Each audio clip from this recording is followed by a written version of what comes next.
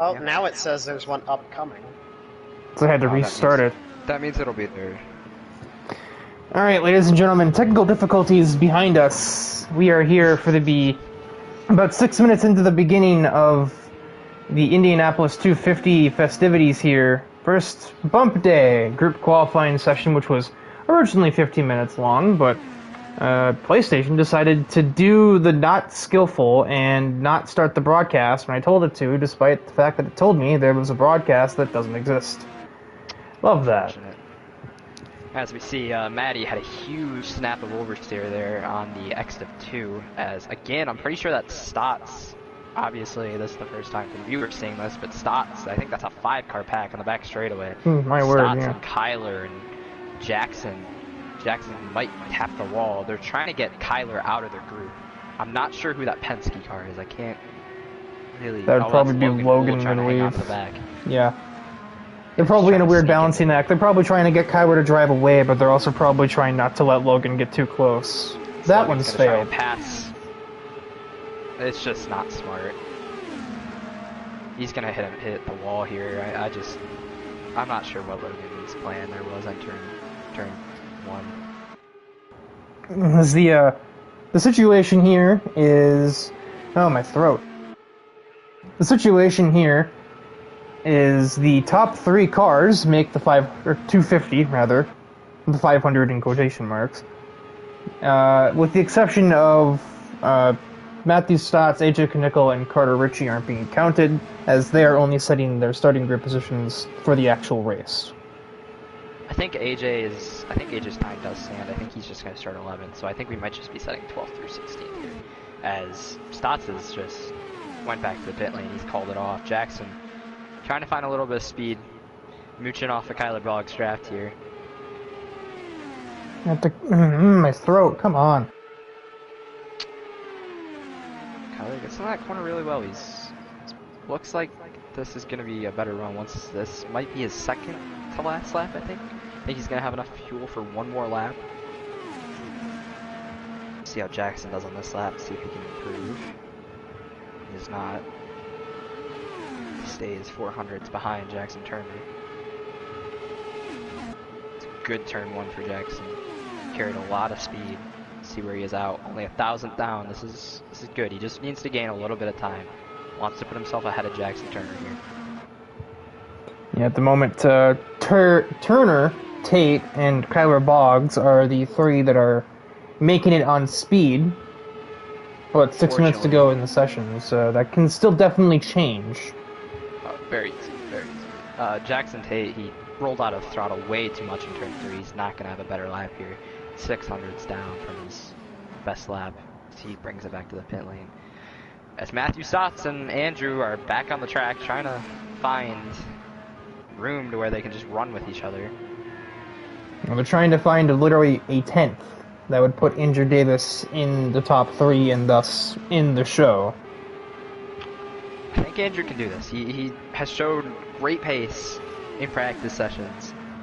He just needs to put it all together. That's really all there is to it. He's just a little too high in 1 and 2, but it doesn't really matter. What he really needs to do is back off. Yup, like he's doing right here. Yup, that's great. He's just got to hold on to it here and then try and set a flyer on this next lap. Brings it down in the 4th gear. It's interesting.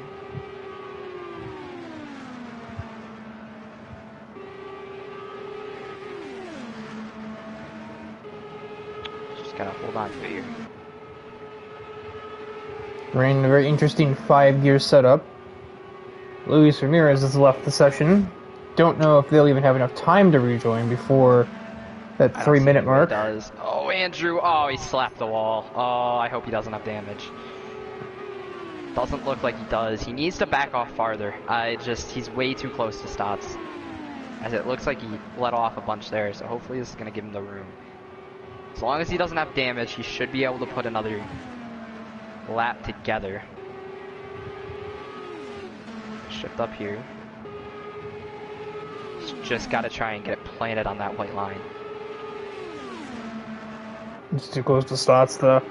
And that's what's really messing him up, is he keeps having to adjust his lines so he gets a little less air off of him in these turns, and Oh, and he's gonna loop it. And around he goes. That is an absolute he needs to get destruction. He needs to get it back and very quickly get out of the pits. It's just, he's got enough time to set another lap. He's got 3.5 minutes. Still nobody's touched that 38.3 range except for the two Jacksons. Yeah, they got a great slipstream off Kyler. Kyler himself had a great lap from the aero push behind. Andrew's just got to try and find it. That's really all there is to it. Stotts has been a great teammate, basically, and just staying with him, sacrificing his starting position for him. I think that's Jackson Turner that just got really loose. It is. That's disrupted Alex Meath's plan to just follow him around, so he'll let off now. Jackson Tate's going to pass through this kerfuffle going on the back straightaway with, what car is that in tow? I think it's Matthew Daly. If Jackson was smart here, he'd pull off and not give Matty slipstream, but I'm not sure he's going to. I think these two are sort of vaguely... I think these two are vaguely associated. They used to be teammates at one point, or at least they've both been on 44R. Interesting strategy to stay in 6th there for Jackson. Oh my word! A huge spin for Turner. Got a bit of aero force. It's not even aero push on that one. Kyler lets his teammate by. It's interesting. Isn't gonna matter a whole lot. His lap is over because he had to react to Jackson Turner becoming a human tornado. Here we go. Andrew's just got to get back 5 tenths. That's the magic number here. He wants to be back 5 tenths, and then he wants to go. He just needs one perfect lap. He's got 2 minutes, so he's probably got 2 laps, maybe 3. 2 laps is what he's got in the tank, so it's going to be 2 laps here. That's all he has. It's a little high in turn 1. That's not lap killing. He's just got to hunker down here. He's been really bad off turn 2. He's just got to save it off this corner. 3 thousandths down. He's got to get a good slipstream down the back. This has basically become the story of this session. Can Andrew Davis topple Kyler Boggs? He needs to find 8 tenths. He has them so far. He's got it. He's just got to get off turn 4 good. As long as he doesn't spin. Good slipstream down here. Make sure he doesn't hit Stotts. And to the line, Andrew Davis finds knocks more out than enough. Kyler Boggs. Oh my goodness. Gets Kyler by over a tenth. Kyler's still on the racetrack, but he is completely... No, he's not completely on his own. He is right behind somebody, but I don't know if he's close enough to getting anything off him. Matty. Matty's got to back up. There's only one 44R car in the show right now. This is insane. He's got 1 lap here. He's got Matty's slipstream. He's got a good run to the checkered. Here we go. He shifts down really early. Loses a lot of speed. And Matty disappeared. Matty pulled out. Jackson needs to fall off the track here. He needs to... Yup. Yeah, Kyler brushed the wall. He's not going to be able to do it.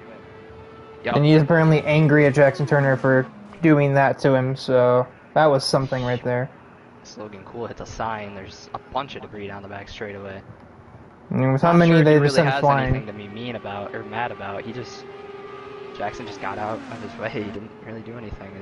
Oh, what? Debris just demolished Carter Ritchie's vehicle completely. And that's Carter's run. He's still in the race though, so he's got nothing to worry about. Logan Cool just trying to find any pace, but you're not going to do it without draft now. You can't set a 3 by yourself.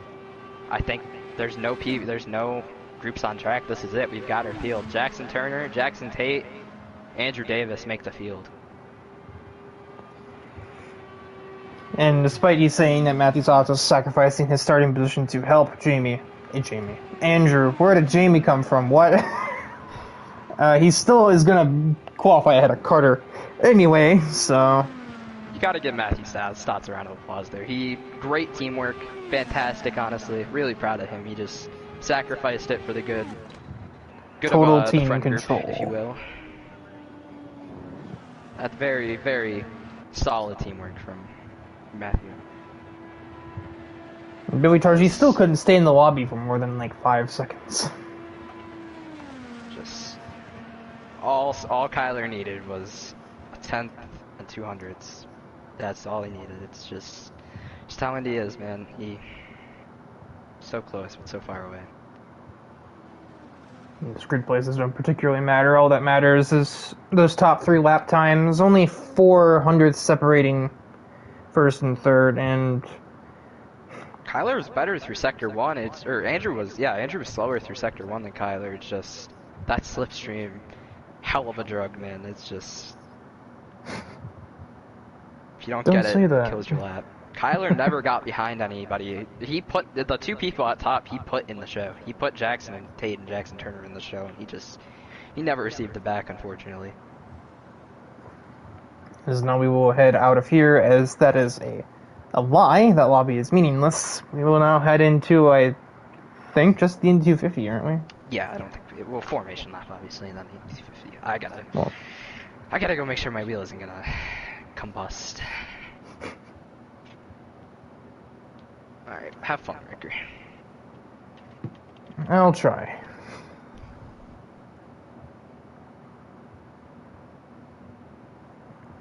And as with that, yeah, you look ahead to the Indianapolis 250 here. What is this, like the 7th, maybe? 7th or 8th? Running of the Indianapolis 250 here in ARC.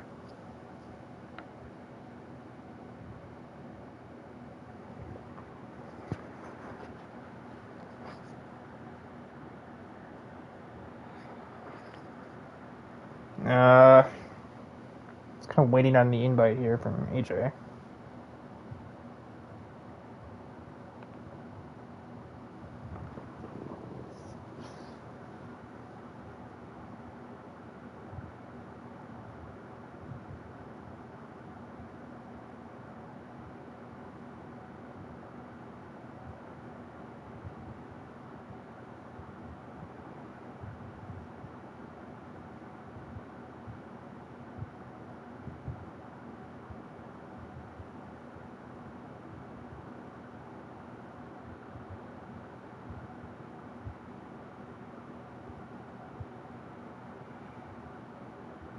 Anytime now.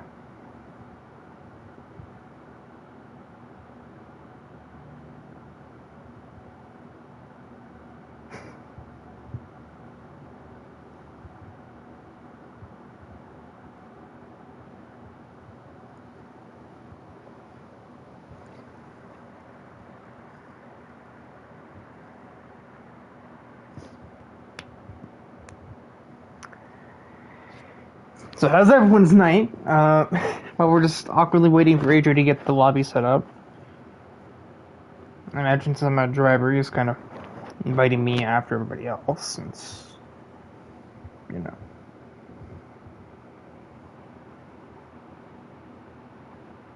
I don't really have anything to talk about in between. I have plenty of things to talk about during the formation lap, but nothing else.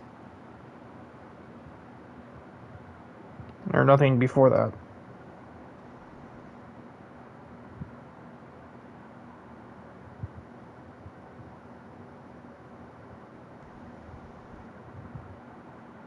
I don't know how to go to race director. Well, for one thing, I wasn't invited to the thing. Got you.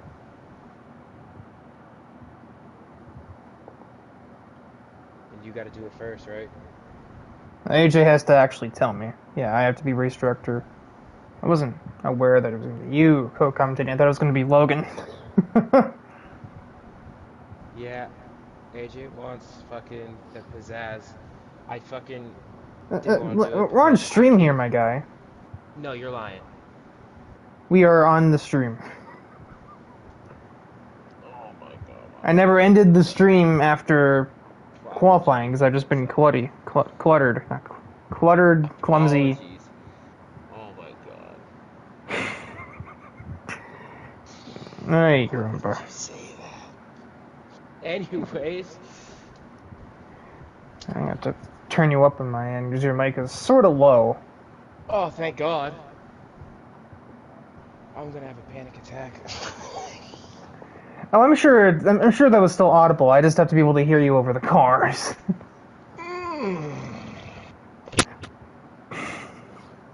Well, Billy questions his life decisions. We are finally in the lobby.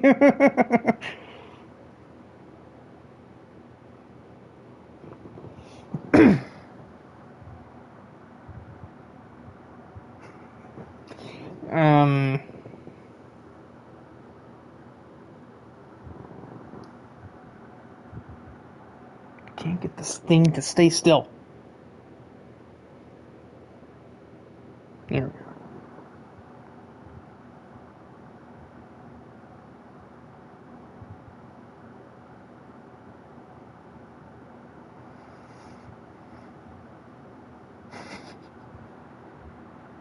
Former Indycar racer Chad Thurnquist is in the chat, apparently about to indulge himself on some dinner.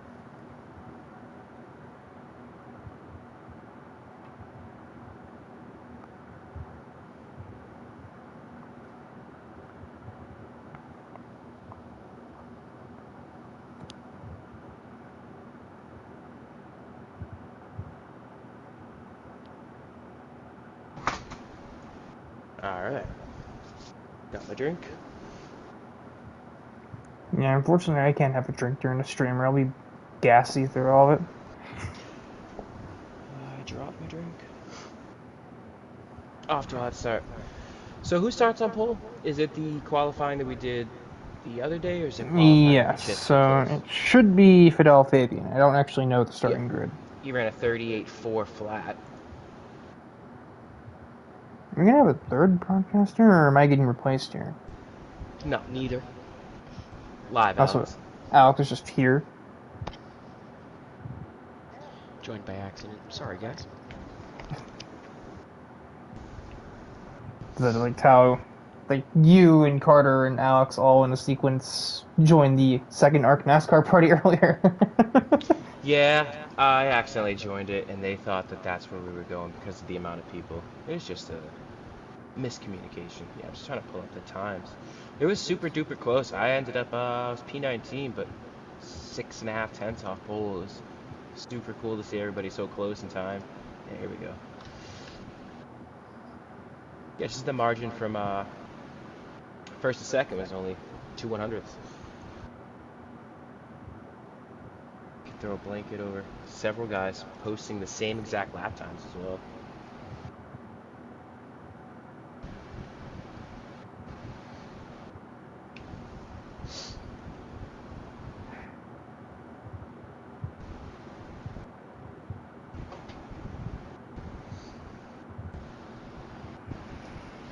Hopefully this is a lot more tamer than Indy Lights as well, because that was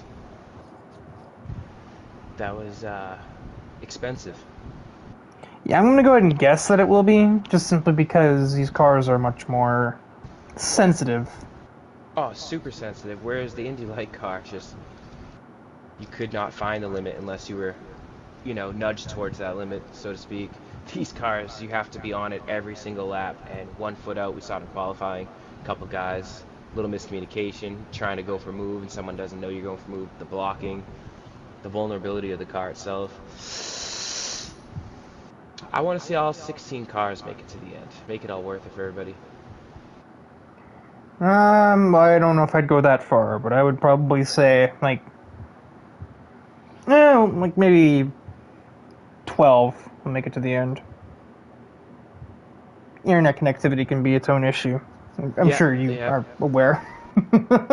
Oh yeah, it wasn't the internet, so to speak. I was just having a technical error where even when my controller was off, it was registering to my controller instead of my wheel. And then when I finally got it all figured out, I wasn't allowed to load any of my setups. They seemingly disappeared into thin air. So it's kind of like fate put me in the booth. Fate didn't give me the heads up. They were already live. But you know what? Fate works mysterious ways.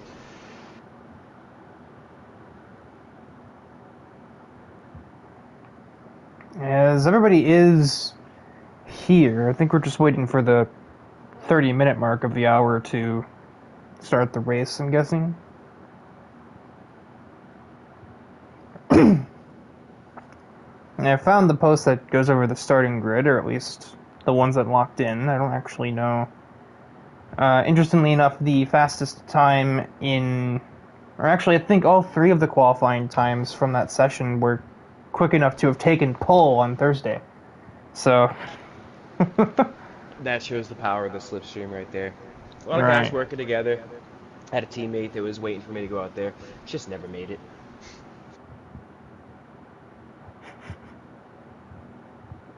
I mean, yeah, the gap's all the way to 23rd.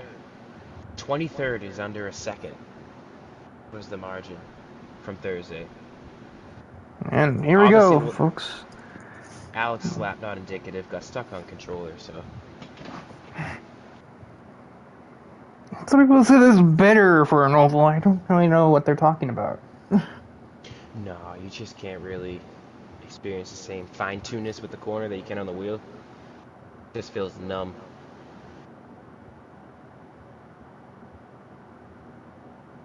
It's 100 laps, correct? Yep, 100. 100. Well, 102 because, well, formation laps. But other than that, yeah, 100 laps here. And around 250 miles of Indianapolis.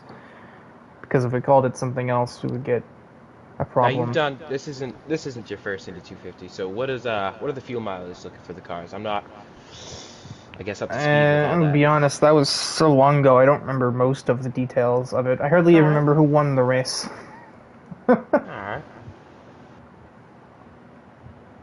I'm not sure why I don't remember. Do you think I'd remember commentating something as momentous as that? But here we are.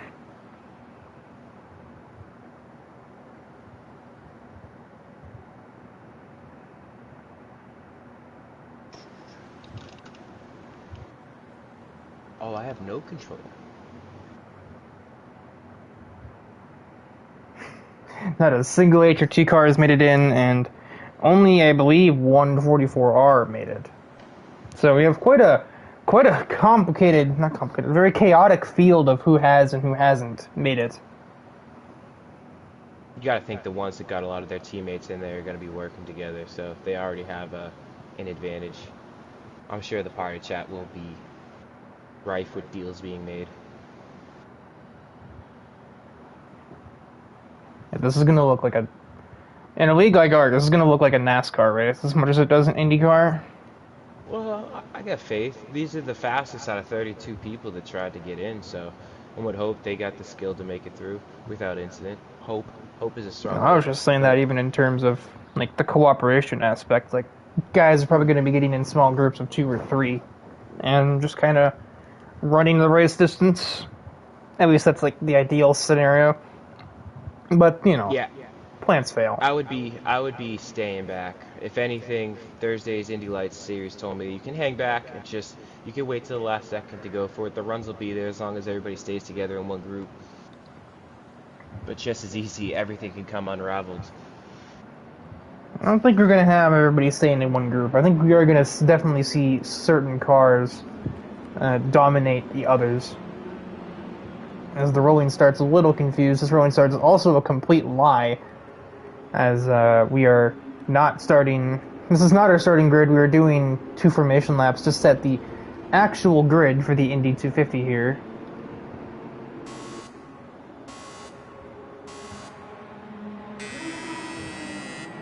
Hopefully everybody keeps it calm, cool, and collected here. As we look for our pole sitter somewhere, Fidel Fabian, to make his way to the front. I assume that's what this formation lap is for. I don't know what else we'd be doing it for. But he's kind of not going very fast if he's trying to start at the front. I'm not sure. There we go. He's easing on the throttle now to put himself in his position. Yeah, I'm sure everybody's just trying to be extra careful not to do damage. Yeah. These cars are made out of paper mache and super glue. sensitive. Just what? We already got Jared Bogley lagging, or outside, not outside pole. Doesn't work here. Because aren't we starting 3 wide, I think? But he's having some connectivity things going on. I think they might have settled, question mark. Side note, this is one of the most hideous looking race cars. There are way too many colors on this thing. How many colors are on Jared Bogley's machine here? Just from the rear camera, I see yellow, orange, black, blue, green. The colorful one. Looks good. I like it. It's like an automotive bowl of nachos.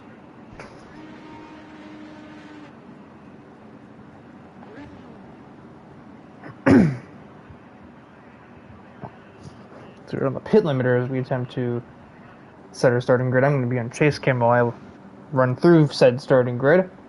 So, as aforementioned, Fidel Fabian is your pole sitter, followed by Jared Bogley making his first and probably only ARC start of the year. Travis Van Oostendorp starts third. Dylan Bam, fourth. Jake Scarborough starts in fifth. Jonathan Jurgensmeyer starts P6. Gabe Cazola, seventh. Sean Cassane, eighth. Jamie Wright, ninth. Donald Stern, also making his first and probably only ARC start of the year, starts in 10th. AJ Knickel, 11th. Jackson Turner, 12th. Jackson Tate, 13th. Andrew Davis, 14th. Matthew Stotts, 15th. Carter Ritchie, last place. Says his potential qualifying run to put him at least ahead of Stotts was kind of ousted by debris. So, Yep, that was unexpected. I mean, there was like a small percent of me that expected the cause. I just didn't expect the result. Yeah, these cars are super, super sensitive. Just when you're on the limit in qualifying, it was super hard to keep the rear tire off the wall from it kicking out. And if you did that in my test runs, you just tap the wall even a little bit. You just have no front wing. And no downforce results in no tires.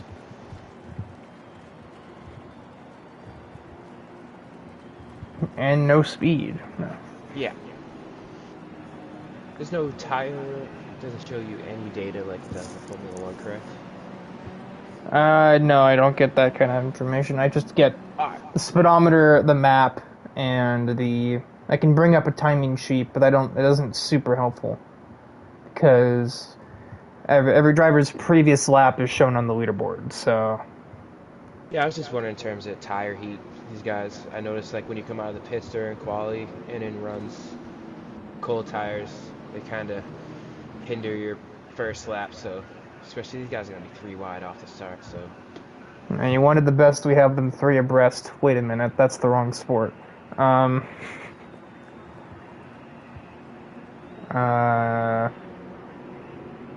We slowly make our way towards the yard of the bricks. You know, they call it the brickyard, but there really aren't that many bricks here. It's only over the start-finish line. It used to be made of bricks. Entirely. I can see why they would have changed that. That doesn't seem like a very good idea for cars like this. Oh, whoops, I hit brick number 6,283 wrong, and now my front wing has collapsed.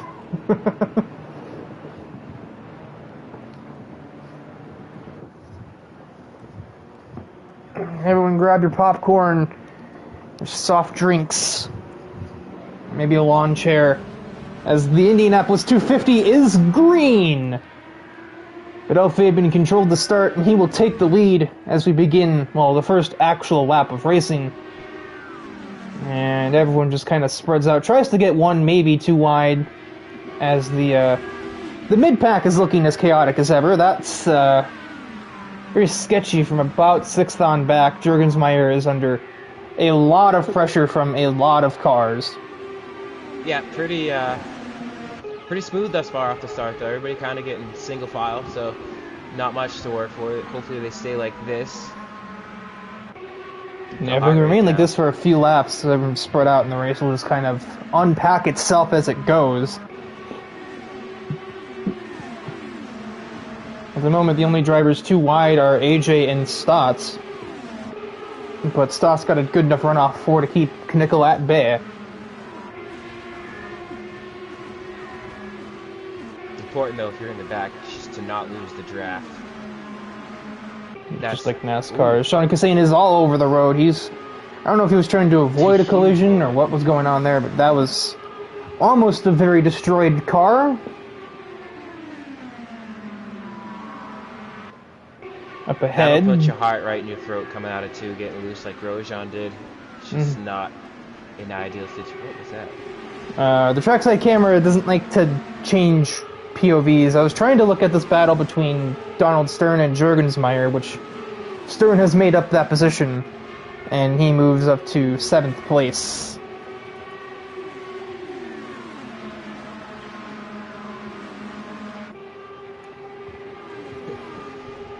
you don't expect to see anything aggressive here. I mean, we got 100. You only make the bets you know you can win, like that overtake from Donald Stern to take 6th from Jamie Wright. He's moving pretty quickly up the field. And his next conquest will be Jared Bogley. They used to be more familiar with each other from their JBM days back in the old times of ARC. I say like it was like so long ago. Pulled away. Yeah, the lead to they're kind of getting each other's aero benefits. Dylan Bam is in the catbird seat. If he catches Fidel missing a corner or two, he will definitely be able to jump on it. Oh, you can see him. He's not even full throttle down the back there. Or is Nah. that just a visual glitch? That could be a visual glitch. Because he's back to full throttle now. Ooh. The midfield chaos continues as Ooh. Donald It's a little Stern... early to be risking that. Ooh. He's so unsettled coming out of 4th. I think Jake Scar's a bit off pace. Bogley passed him while we were putting the cameras on the 2 leaders. Here comes Matthew Stotts out of nowhere. Trackside camera not keeping up with what's going on whatsoever. Oh, Big who's that in the wiggle. wall? Yeah, that's got to be some sort of damage. Suspension's super fragile. Everything is super fragile. It's just like a man's ego, pretty much. There are 3 wide in the back. This is only a disaster right here. Jackson Tate has the safest line. And Sean Cassane, I believe that was, somebody backed out and didn't want any part of that. That wasn't his Jurgensmeyer. Sean's up here. I'm just dumb. Make a move into 1. Just stay behind.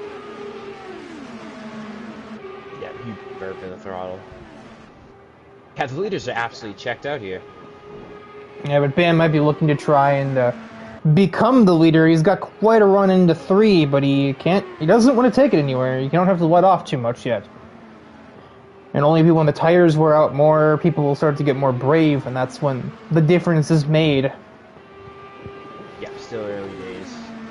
But the gap is just phenomenal. They've managed to pull a 3.5 second gap to P2.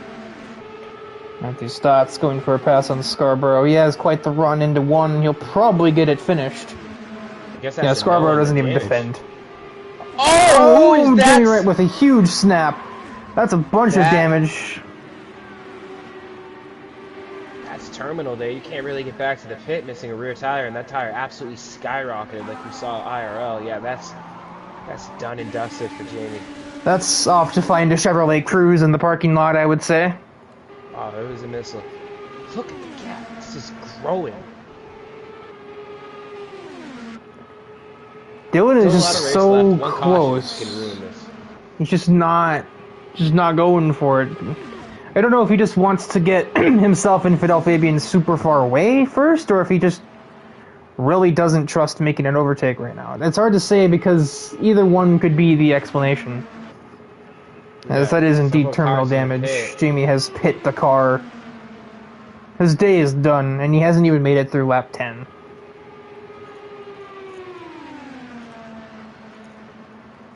Ooh, Dylan getting wide there. Yeah, it's almost like he's waiting, biding his time, just waiting for the right time, or if not, just riding out the stint there. I mean, they got no point in battling for them. They got 4-second lead, so. As everybody's starting to kind of spread out a tiny bit and sort of ease into their stations, really. This little train is pretty close together, but they're all still equally distanced apart, and certainly not close enough to incite overtaking anytime soon.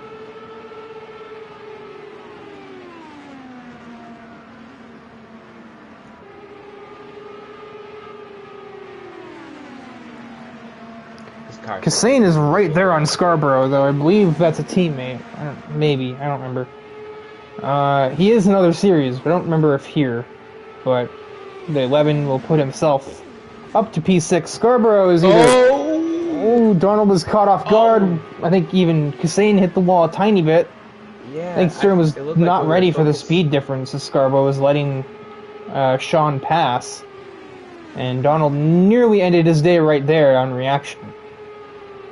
That's gonna detach him from the group. I mean, these three are pretty much detached anyways. there isn't much to be attached to at this point. Like, we got Stotts and Bogle kind of near each other as well, but that's not really much of a group either. They are both relatively close to Van der Stendorp ahead, but it's going to be a minute before they both reel him in. Yeah, as his tires wear, it's going to be harder and harder to hit the apex of the corner, holding it flat. It's going to have to be a lot of burping throttles here. Look at, they're already running in 4th gear. I don't know if that's a setup thing, but... Because everybody's got different gear setups, really, that's allowing them to run in different gears for different turns. I think that is just a setup thing in Stotts' case, as Andrew Davis has retired from the race. Caught that on the race feed down there. I'm not sure why, but we might be under a caution. Yep. Yes, we are.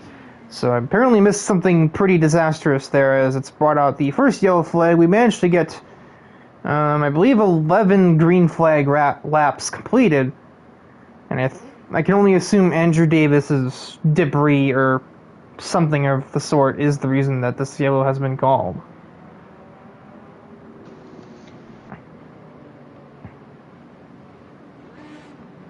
Well, gonna put a sour note on what Goodell and Dillon had going, but given the pace, I don't think it'll take much more to get back where they were. Yeah, I think they can probably do it again. Given the time and breathing room, I don't think they'll have any problems continuously pulling away. I think that was Jackson Tate getting a lap back. I know that would have been Jackson Turner. Wrong Jackson.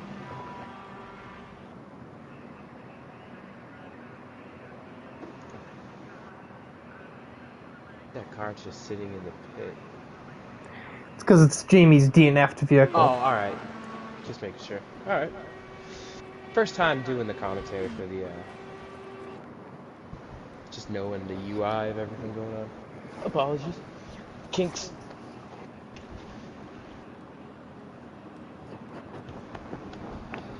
I think pits are... So 14, yeah. Pits are likely to be open here. We're on lap 14. We're about to complete 14 in the pit lane. Assuming that everybody actually pits, which, I mean, I think tires are probably getting a little low already, depending on everybody's setups.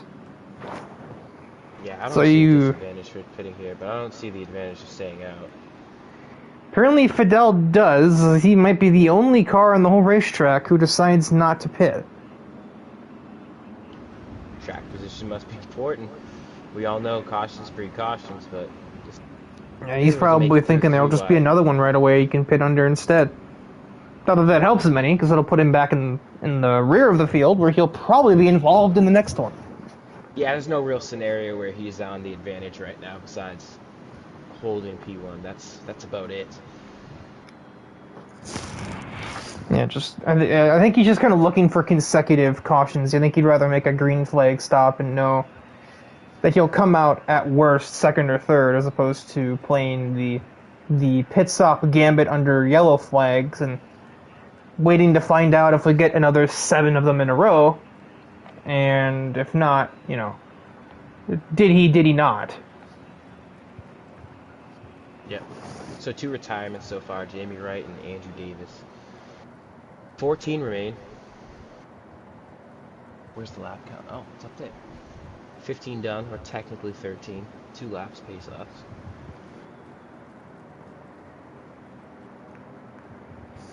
As it seems, Matthew Stotts has jumped Dylan Bam in the pit lane. Yeah, he has. The leaderboard was just kind of having a moment, because there's like nobody on the actual racetrack, and the leaderboard was just like, what do I do with this? I was gonna say, wait, is P2 about to beat? He won out of the pits, but Matthew Stotts picked up the pace a bit to say no.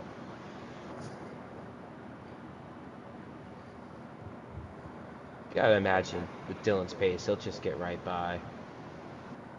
I feel like he might have been holding back there on that first stint, so. Matthew, we saw him coming up through the field pretty quickly, even just about a 10-lap time span. He went from roughly 11th to 5th. And the only reason he couldn't get any higher is because by the time he did so, he was working on Bogle as well. But Well, let's not forget, he went from 11th to 5th while also sideswiping the wall. yeah. So I think Matthew has decent pace. It certainly won't be easy for Dylan to complete the pass, if he can even do so at all. We'll see how much these fresh tires make an advantage here.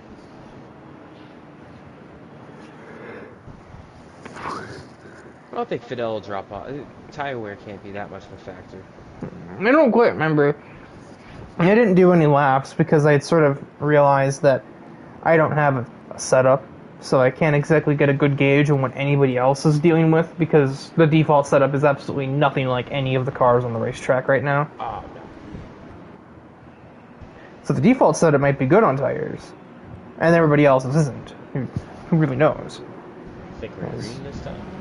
Yeah, as you say it, Oh, yeah. Fidel floors it, and we are green once more from Indianapolis. And, Stoff's got a great jump on Dylan. Yeah, Dylan's restart was weak, and that may leave him under threat from Scarborough on his tail. Pretty spread out there in the back. I don't think they got going, or there might have been something going on, but they fanned out quick.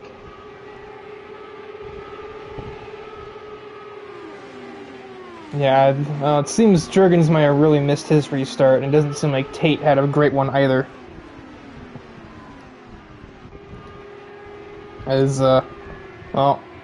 Fidel's apparently off pace or something. Yeah, Stott's got by and he's driving away. I think Fidel may have tapped the wall while the trackside cameras were having a spasm attack.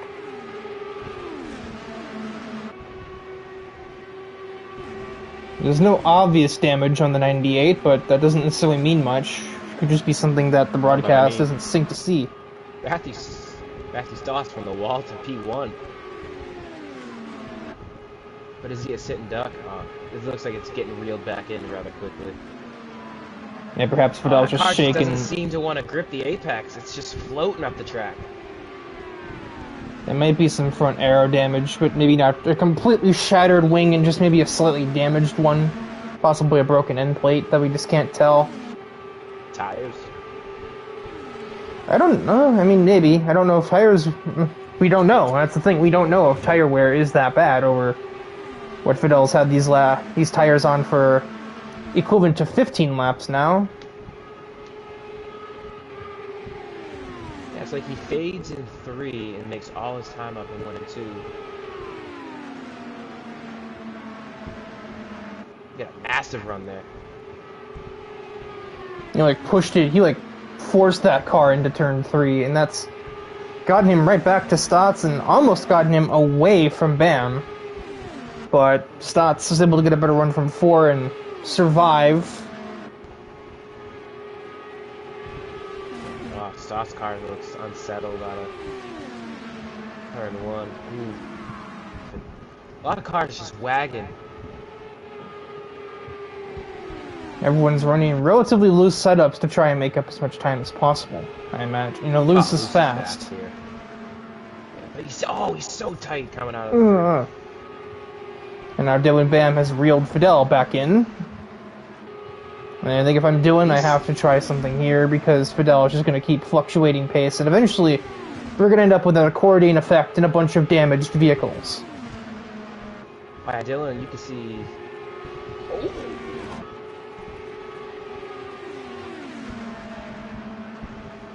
You can just feel like something's coming. But Fidel's just barely staying in Matthew Stotts' slipstream, and that's the only thing keeping him safe from the onslaught of Dylan Bam at the moment. Until he just slides that inch too far and tags that wall. Yeah, and then he's just walked away from Scarborough too. It's already a 3.1 second gap. These guys are fully on it. Even though it looks like they're really unstable and sketchy, they are clearly the fastest ones on the field right now. Like you said, loose is fast. Scarborough may not even be going full speed either. He might be trying to keep, keep more people from encroaching on Fidel's territory, because, battling 2 cars is a lot easier than battling, 8. Oh, absolutely.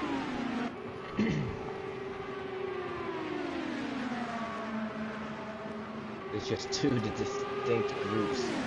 Bam has a huge there we run. go. This time he has to go for that. He can't just sit here all day. And they both have a run on Matthew Stotts, but he's going to barely clear into one. Fidel has lost second place. Can Dylan Bam complete the sequence and get ahead of Stotts? Stotts is in the wall off of 2. I didn't even notice trackside cameras were too weirdly angled. And we have a caution. I believe I see the source somewhere back here. Some people were taking the escape road. I don't. All the way back to the rear. Carter's having issues. I see a tire there. Yep, Sean's gotten the Jamie Wright treatment. That tire back there was on his car, and now he's going nowhere. Yeah, all that's gonna do is blow the motor. It won't make it back to the pit. That's And the engine, or the tire is sitting there too. So that's why the caution is actually displayed, because that is right where the cars are going. Yeah, I don't know what happened, but I can tell you what, Matthew Stotts coming out of 2 there, got up, same spot he did before, got the right rear into the wall, and it kind of hung up there for a minute. Almost saved by the caution, though, because Dylan had a run, and then all of a sudden you could see them backing off. I don't know if that was Stotts backing off for the caution, it just caught him off guard with that in his ear, but either way.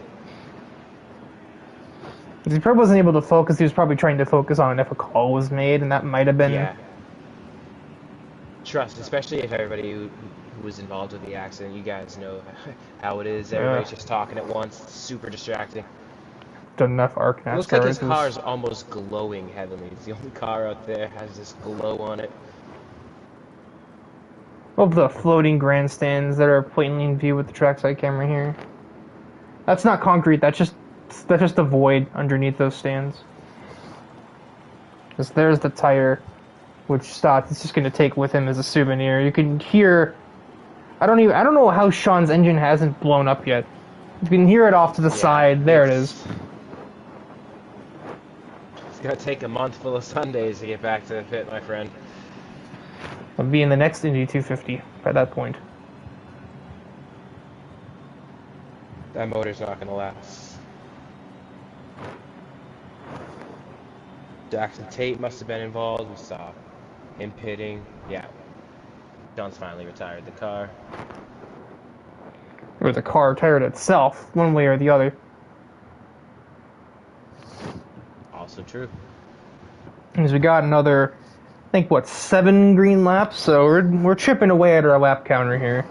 But we're also chipping away at the field. We are down to 13, and we're not even at quarter distance. So that's a harrowing thing to think when you put that into a fractional comparison of, for losing, we've lost 3 cars in 21 laps, so... Yeah, Jamie Wright, 7... Andrew Davis, and Sean Cassani? Cassane. Yeah, We lose a car every 7 laps, so... We'll probably lose 14 cars by that ratio. It'll just be like some random duo of people still remaining, like... I don't know, I don't want to be like fucking... Hey, in order to score points first, you gotta finish, so... A lot of these guys are doing one-off races, but a lot of these guys you see out here racing for a championship, racing for a season. They're not just here for the 250, they're here for the long haul. And so far, the 3 DNFs we've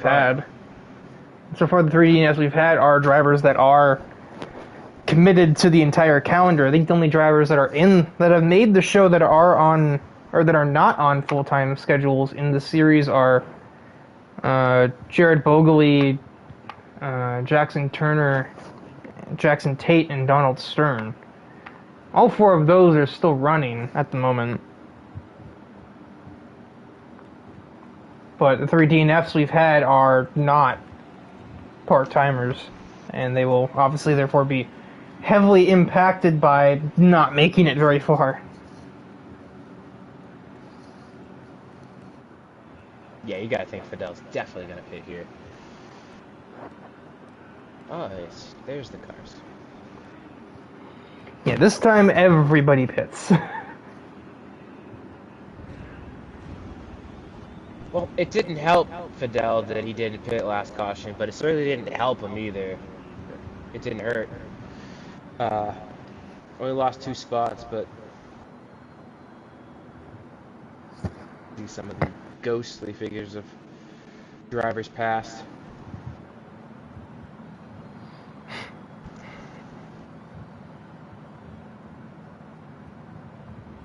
Got a car already leaving.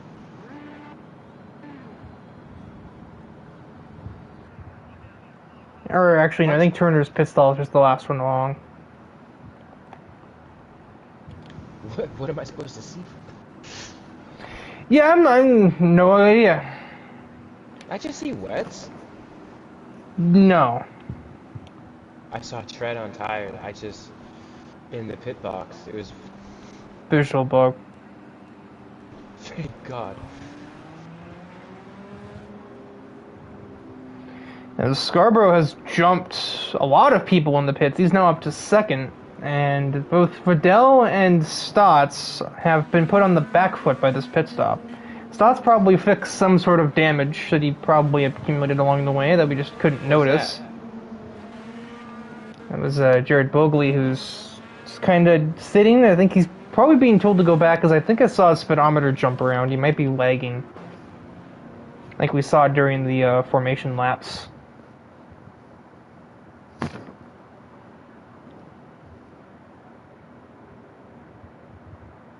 Yeah, Fidel and Matthew Stotts coming worse off from all that.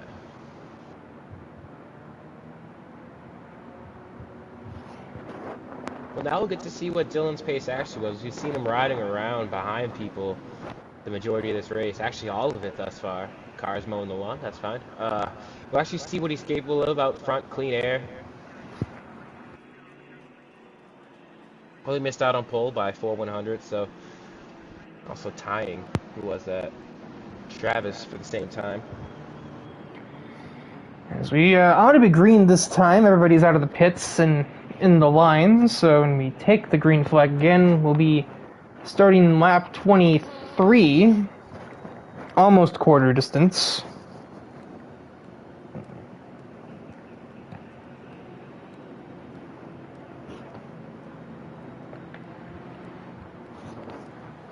Trackside cameras, not they don't like Dylan Bam apparently.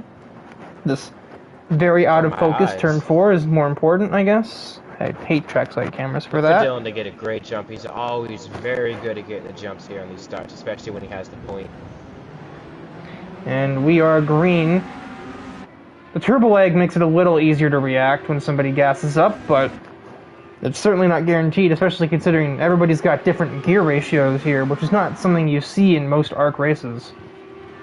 Oh, that beautiful sound of everybody coming through.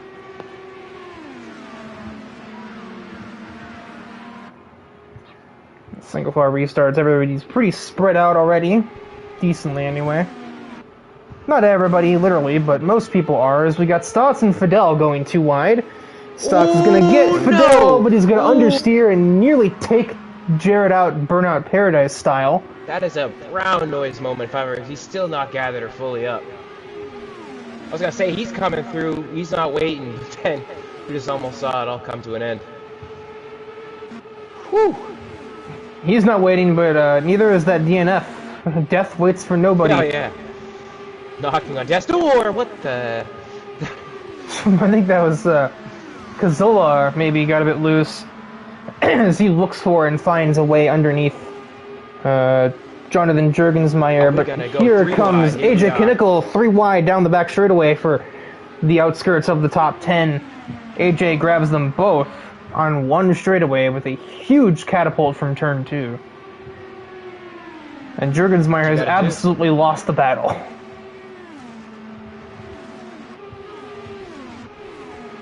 Stott's already overtaken Donald Stern. He's going to try and get back up to Bogley without Fidel Fabian nearby. He's lost a bit of time. Car, it does not look fun to drive right now.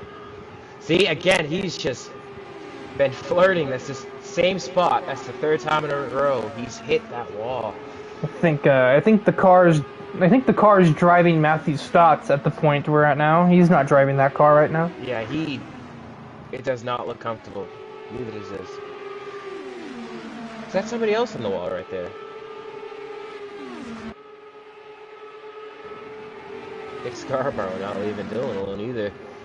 Yeah, the slipstream is able to bring anybody. It's able to close up quite a considerable pace deficit, even if it seemed like Dylan was fast in the lead. That doesn't matter when he's got 3 cars getting free slipstream off of him.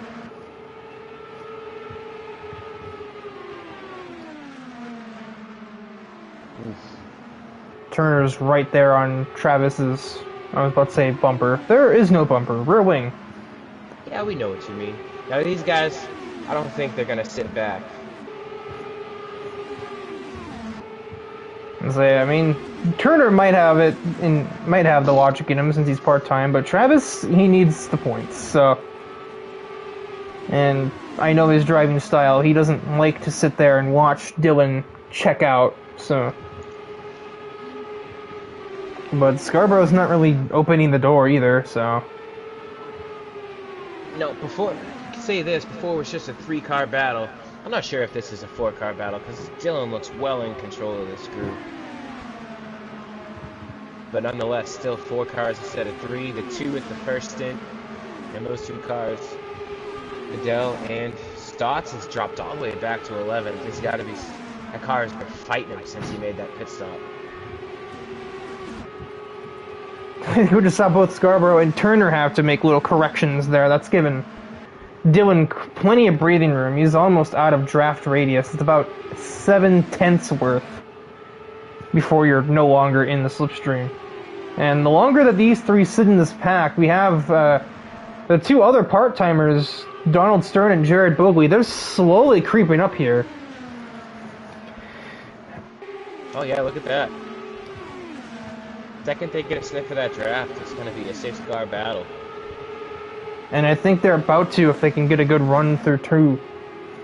Oh, they're there. Oh, Scarborough is so offline. That's definitely going to give them slipstream now, because that's going to back these 2 up with him. Oh yeah, we got a pack now. Massive run out of 2. Dylan, oh, that's cheeky! If I've ever seen it. it. A big bunch of contact. Where is he? Oh. Turner made some interesting defense there, and yeah, that is part-timer on part-timer violence has taken Jared Bogley pretty much out of the lead pack and out of everything, really. Still I don't very. understand why you're doing that there. That is, there's 70 laps to go. That's incredible. Oh. This pack is still very tight, as Donald Stern has escaped Jackson Turner before he suffers the same fate as his pseudo teammate.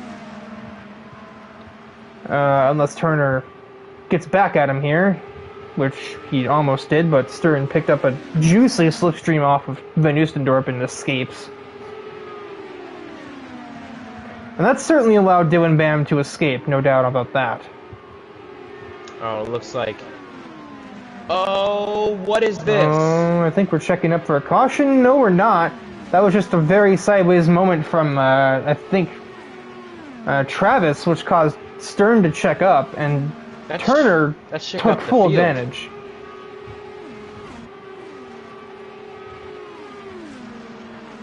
What is Jared's car like? I think he may also be missing a rear wheel. Something tells me. And I think his engine just exploded. Yeah, that's another DNF, so no one else blows up. Through no fault of his own, he was just doing what he's supposed to do, and that's race for position. He's just questionable contact. Questionable defense. Technically speaking, Jared had another half a lane down there, but the point is he shouldn't need to be using that half a lane on lap 30 out of 100. Correct. All it's going to do is it's going to help Fidel get back in the fight here. Jackson Turner is just hounding that, I think, breast cancer car of Jake Scarborough. He's found some pace on this third green flag run of the event. Helped with track position, gained from, I think, a shorter pit stop than everybody else. That front wing keeps really throwing me off. I see half of it is yellow and half of it is black, so I'm like, oh, he's got wing damage. No, it's just not colored properly. That is very strange, to say the least. My OCD does not like it. These guys are losing time to Dylan. Dylan is increasing the gap. In spite of slipstream, for good measure. If nobody DNFs, my pre-race prediction of finishing with 12 cars will be correct. Yeah, but we're only a third of the way through the race. There's room for improvement? That's not the right word. There's certainly room for more attrition, I know that much. There we go. As we have passed 1/3 distance as we start lap 34 of the Indianapolis 250. They made up 2/10 there, but it should be making up a heck of a lot more with slipstream. And I wouldn't be surprised if Turner just tries to race Scarborough here. Oh, you've seen how that goes, so. Yeah, no kidding. I know he and Scarborough are not on the best of terms. They've had a bit of a history in ARC.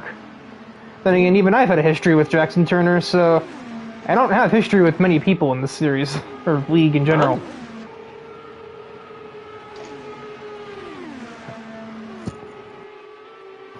I think They brought the half a second. They brought the gap down. Yeah, they're starting to find their rhythm here, but I think we're learning right now that Turner is just so close to Scarborough that it's slowing them both. It's going to slow them both down in the long run, at the very least. Oh yeah, you got to feel that pressure behind you, especially if you're unsure what they're going to do.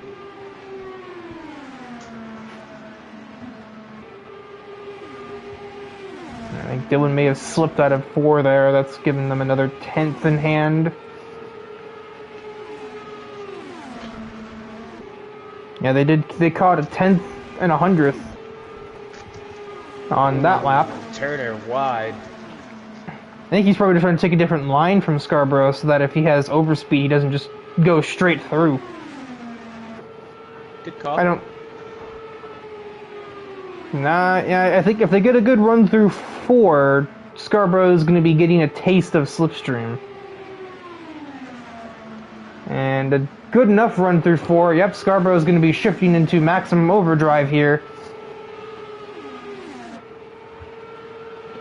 And the gap's going to start to tumble. 4 off into 1. Oh my god! I don't know if that was assisted or what that was. That was a massive hit. Ugh, that's the kind of hit that would threaten your career. He's barely able to wiggle his car off of the racing circuit. I don't know if Scarborough was assisted there. You can make it back to the pit with one front tire. That was a massive shunt. And that has unsurprisingly summoned another yellow flag. I mean, at least he's able to get back to the pit, let alone talk to his wife and kids. Good. That was massive. The whole camera shook and everything for the aesthetics. The entire game felt that impact, much less the driver of the car. Oh my god, that caught me off guard, genuinely. Wow. I think there was just a stoppage in the Cleveland Indians game from that. Oh, apologies for laughing, but good lord. Who is that getting out of the pit? That's Carter Ritchie, looks like. Now, how is that Jake Scarborough's? Gotta be careful not to destroy the motor. I mean, there's no way you don't make it a lap down here, but to be fair, you still have a chance to fight. You're running pretty good P2. You've had a consistent caution cadence here, so he will probably get back at least to the lead lap in due time if he has some decent wave arounds and such like that. Yeah, this will help guys like Matthew Stoss too. We saw Rapid there in the first half of this race that we've had so far. They're on pit limiter, and I think he might actually be going faster than them. He might be okay to stay on the lead lap, barely. That's good. I believe Carter's caught up to the rear field. Someone's going by. Yeah, that was Carter, because he's getting one of his laps back, or his lap back, rather. Whoa.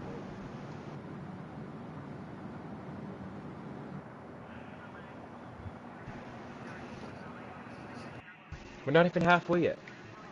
We didn't lose anybody there. We still got 12. Albeit barely, but we still have them. So we've had another caution on lap 38, so keeping the average going. Actually, no. We've gone more than 7 laps without a DNF now. So the last one was like 29 or something like that. Yeah. You've had consistent cautions. That car didn't flip. You've had cautions roughly every like 10 to 12 laps, more or less. All I can say is, what a camera angle to catch that misstep. Yeah, from the camera angle, I'm not really sure. I kept trying to say it, but I kept cutting myself off. I don't know if that was literally just the car just saying no and just deciding that the wall looked appealing, or maybe slight contact from Turner, because, you know, obviously these cars are sensitive. Some contact from behind there. It looked like the kind of thing that you wouldn't just see what do. You're saying, yeah. Yeah, it looked a bit funny, but speculation, but it's okay to speculate. We've seen some other instances in this race where speculation is warranted. But that car did react suspiciously into one. It had like a snap, and it was like he like overcorrected, like and. Like, it didn't seem like it snapped left. It seemed like it snapped right, and that isn't how it works here. It never seemed like his car went too far left.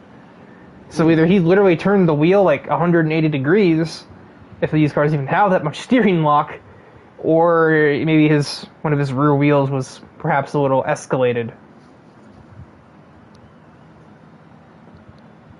Alright, let's see if I... So far, nothing in the chat, so...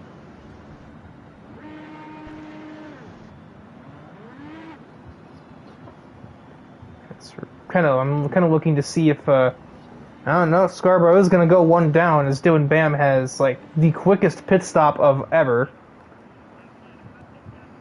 Carter Ritchie just creeping along.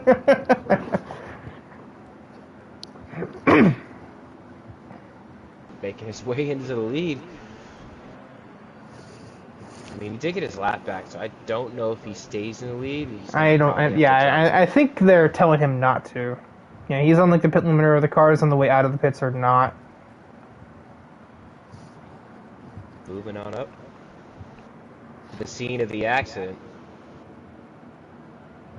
We saw here a pink and white car abruptly. Whew, that was a heavy hit. I was peering in, like leaning into the TV, just like entranced by the race, and I jumped back. In 3D! Oh yeah. Genuine spectator moment, as if I was sitting on the couch watching the telly. And good on everybody coming through behind him too. You gotta think, there's a loose wheel, there's a loose car. There's something loose. Maybe a loose screw in somebody's head after that kind of impact. Knocked a few loose. He's coming out of the pit now, so that's good. I don't know whether or not they're going to wave him around. I don't think so.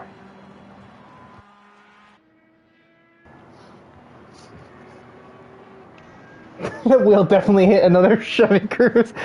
Chevy Cruzes are just taking strays all day. Or just all month, basically. Yeah, no, he ain't being, he's not being waved, but we've had consistent yellow flag production. If Scarborough just kind of exists for a bit, he'll probably get himself another one, and he'll be back in the fray. So long as he's not part of it, it's the only crucial element. Dylan Bam takes us beyond the pit wall and floors it, wastes no time, and we are green for the, I think, 5th separate time. That's been nearly as many cautions as I expected. Admittedly, I was waiting for there to be like 15 in a row. Making his way around the outside. It's an interesting idea, especially with what we've seen from that car so far. Can be a little bit terrifying to be near.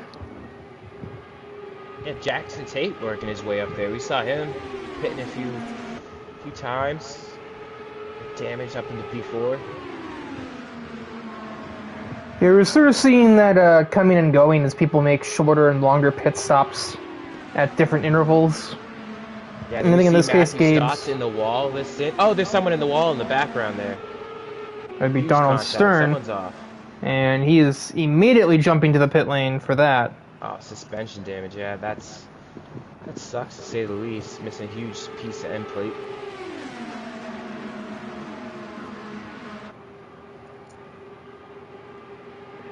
Turner is right there. Dylan is literally almost returning to the grass to try and keep Jackson Turner away from him. Ooh, Gabe slides up. I think Gabe's trying to react to the fact that Turner is super compromised. Yep, that's English. Ooh, Dylan nicked the wall there.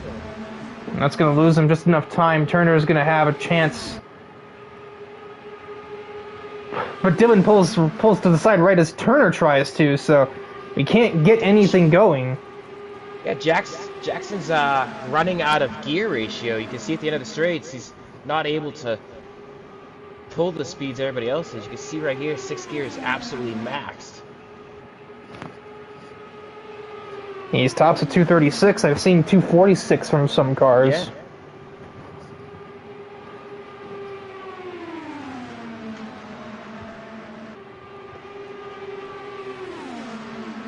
And a gambit of inches like the Indy 250, 10 miles an hour is basically a mile a minute. Oh, that's like being passed like you're standing still, essentially. 100%. Pretty much. Oh, look at the gap these four have made. Yeah, we just having like sequentially increasing numbers of vehicles at the lead group. Now we've got a 4-car, and this might actually be a battle if Turner manages to get side by side with Bam and slow them down at all.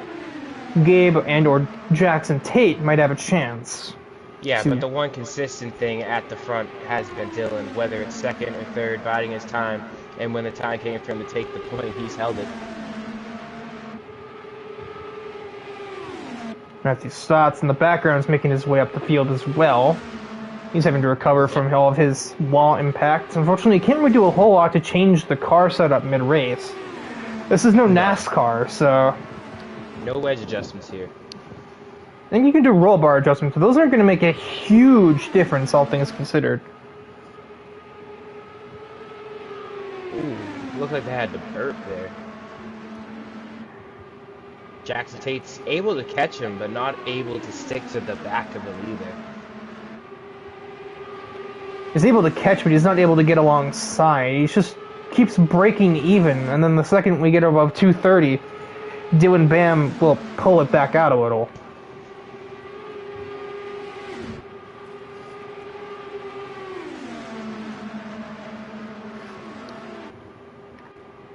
Something we haven't done yet.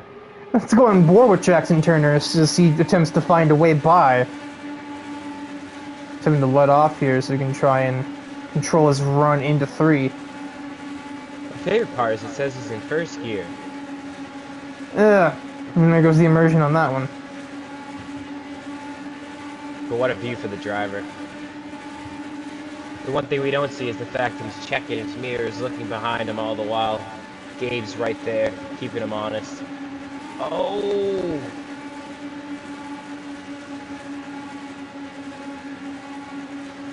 Dylan's had a nightmare of 1 and 2, but it just does not matter.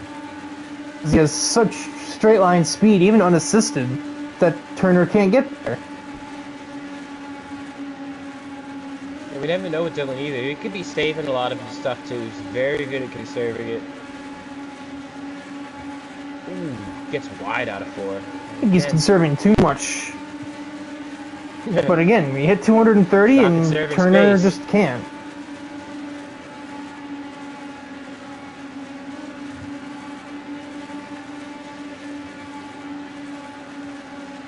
Go on board with Gabe, see what he sees. These two. Oh, he's a bit farther back. I think he Biding kind his of. time though. Yeah, I think he might have missed turn 1 a little bit, and that's cost him time. But yeah, you can see the speed difference there. If Gabe were to get around Turner, he would have the straight line speed necessary to clear Dylan. But you know. He's running the same speed as Jackson here, but he's a gear lower, and he's got the pace. It's just a matter of getting the space. And you see him 242, 244. Jackson just does not have the straight line speed.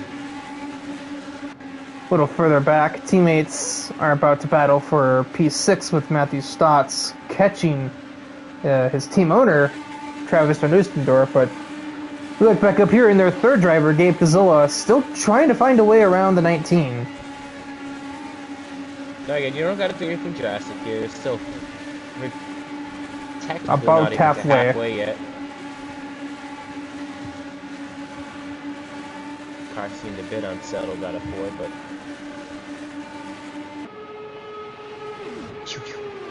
We haven't gotten that camera view yet in race speed.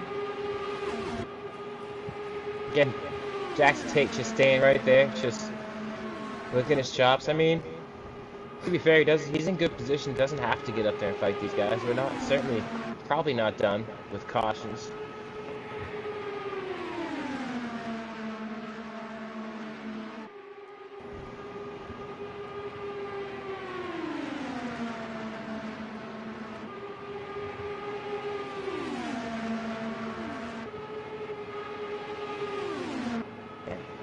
I think Donald's about. And Gabe tried to dummy 3 or a move 4 on laps. Turner, tried to get him to do something stupid, but Turner was not buying it. Yeah, you got to feel for Gabe here. I don't know if he knows it, but he definitely has the straight line speed to be up there. Oh, I think he does. Pulling away.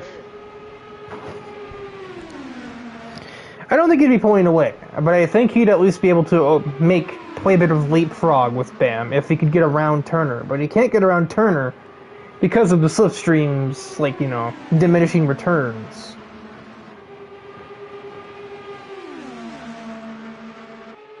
Because the way it stands, there's no way that Jackson Turner can make a move. Because as soon as he pulls out, it's going to be like he's got a sail. Ooh, Gabe, Oh. hold on to her. Wow. That was utterly terrifying. That'll It's a wake good- you up if you're sitting at home.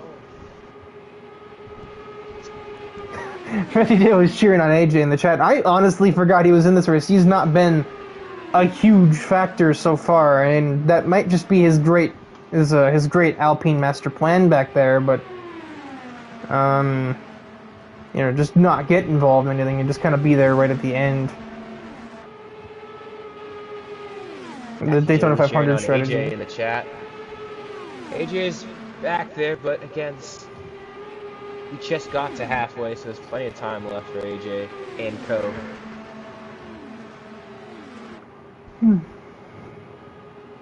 Yeah, there's not much Jackson Turner can do here.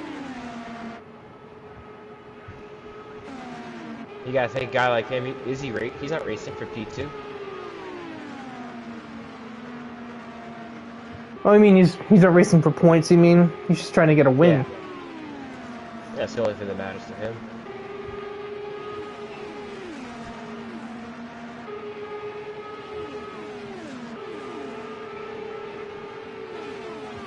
Travis got by Jackson. Didn't see that. Yeah, I'm guessing Tate made an error, and now Travis is caught up to his teammate, who's just letting him go. I think. Oh yeah, he is. He's off the gas a little bit. Did Gabe have a moment? No, I think he's letting Travis go through, and now he's having a moment as he's trying to get back onto the racetrack. Yeah, it's gonna hurt him. He's gonna lose probably another place here. Stotts ain't gonna sit back and wait. Stotts is gone. That's his other teammate, so.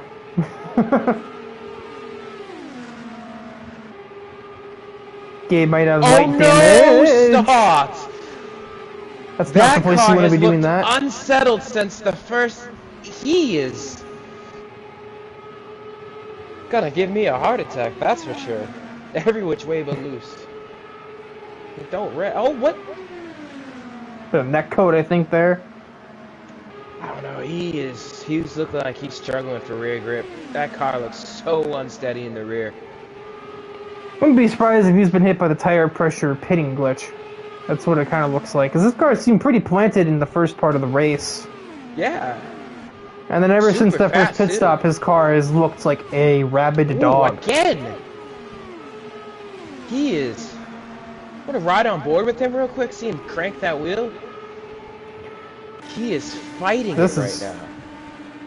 Yeah, again, I think we've kind of both realized the car is driving him. Ooh. He's on the razor's edge, I'll tell you that. You can see it just bobbling around. It's like he's playing Heat 5, the way the car just kind of digs in and out. Loose It's and tight fast, at the though. same time. Oh, yeah. Loose is Whoa. fast. Loose is fast. I don't think there's ever been a more clear indication of that than right this moment. He's... If we could have a heart rate monitor on our driver, I'm pretty sure his would be up around 150 beats per minute right now, because he is on the razor's edge. Oh my lord. It's tough, because you know he's got speed, and... Yep, it sounds like Gabe to the inside. That could have been... something. My heart was in my throat there. Yeah, that was like a weird time too because we didn't see His where Gabe car's was. We not just gonna knew he wanna was be out there. He's not going to want to be out there. It just... Oh... He doesn't want to be Whatever anywhere. they tried to do... There's no safe Yeah. or unsafe place for him to put his head right now. There's just nowhere to go. The It's car like it's doesn't like broken. the track. It's... Yeah. Ah, you hate to see it. He's got such speed. Showed it early on, but... It's... Oh, and there goes Carter Ritchie down on the pit access road. Unscheduled, I'm assuming. I saw a front wing down there in one. Wondering if that's him. Wondering if I can get my eyes. I know the trackside camera's not really gonna help us out here. Oh yeah, that's That's a important. big chunk missing.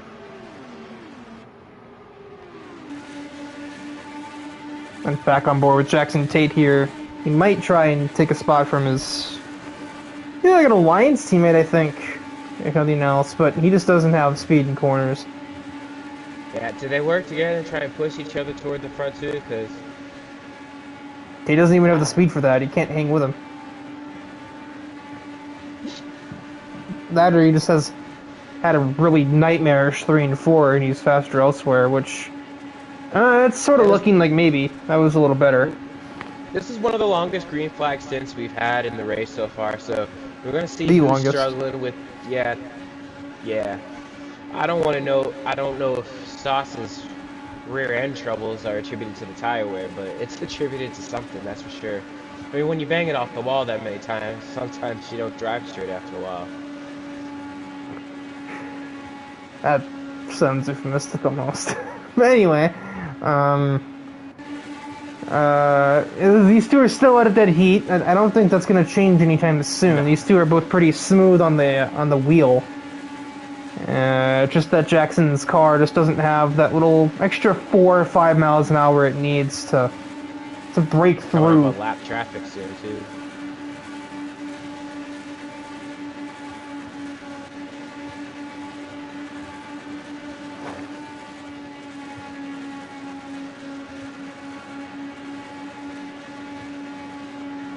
As we are about to complete lap 60 for the Indy 250, and we're nearing 2/3 distance. This middle part of the race has definitely gone by much faster, as I think we've had 20 uninterrupted green flag laps, I believe. Yeah, it's been good. We've seen several instances where caution could have come out, but drivers gathered up, moved on. Only 4 retirements. I say only. That's still a pretty big chunk of the race. Jurgensmeyer is now catching Matthew Stotts as Yeah. Stotts continues to struggle with that machine, and You can Jurg's see car it. is pretty Wow. planted. Yeah, that car looks good, but It doesn't matter how stable your car is if the car you're trying to pass isn't. yeah, he's got the slipstream now. Oh my lord, that looks. He just saved it terrible 3 to times drive. in turn 1 alone, I think. And again, and Oh. again. It's gonna get to the point where it might become unsavable, and just don't want to be a fly on the wall there. Yeah, hopefully Stotts is at least able to recognize what it is, because if he tries to overcorrect, he's going to just collect other people. If he realizes it's unstable early and just kind of turns into the slide, he can at least get off the racetrack and not harm anybody. As there's the lapped car of Carter Ritchie getting out of the way. You see Stotts try and give up the bottom to let people by. Oh my god, that's terrifying to watch. Yeah. It literally looks like Heat 5, but when the car does that in Heat 5, it's gripping up. When it does that here, it's trying to end your miserable existence. Oh, along for the ride. That's all you can do. You're just fighting. You know he's fighting that wheel. And now Jurg's teammate Fidel Fabian has also joined the party behind the crazy train of Matthew Stotts. Yeah, he had a good run earlier. He led a few laps, stayed out in the first caution period, take the lead. Dylan didn't pressure him. They were able to take off, but on the ensuing caution, caught up in the pit lane. Oh, you got it. Oh, and that's thrown off. And somehow Fidel Fabian's the one that hits the wall and not Stotts. How do you even attempt to overtake this as Jurgen? It just looks like this is the sort of thing you just don't want to get anywhere near. It's like a hornet's nest. You touch it wrong. Yeah. It's like a hornet's nest. You touch it wrong, and both you and the insect is dead. Stotts' rear end looks like uranium, completely unstable. Yeah. Wisely just sums up with the car. And my brain was about to say a track bar problem. No, Riker, that's not a thing. Jackson Turner continues to literally just, like, stare into the rear diffuser of that 2 car. And there's going to be more lap traffic. Donald Stern is up ahead. Our side is gone. There we go. Can you click on Dylan for me for a second? Yeah, Dylan has used 2 liters more fuel than Jackson Turner, so... Or 1. I said that's not enough of a difference. They'll be pitting on the same lap anyway. Yeah. Let's see, yeah, this is not going to help Turner either because Dylan's going to get some assistance. Although, Donald he knows his rights. He's hanging on the inside. And that's forcing the 2 leaders to take the long way. They do safely negotiate him, though. But can Turner use that to get a better exit? Not enough. You got a better exit.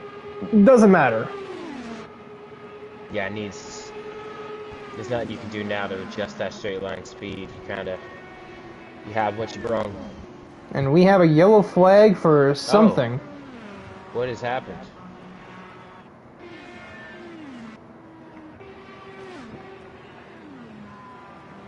Fingers and toes.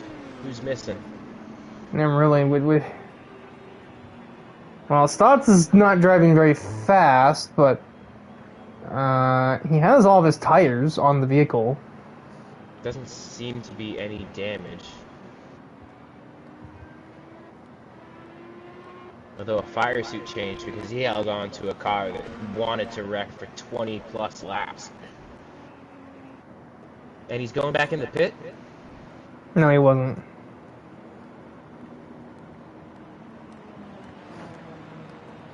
This will introduce Jake Scarborough to the lead lap once again, as he will take his way around and be on his merry way.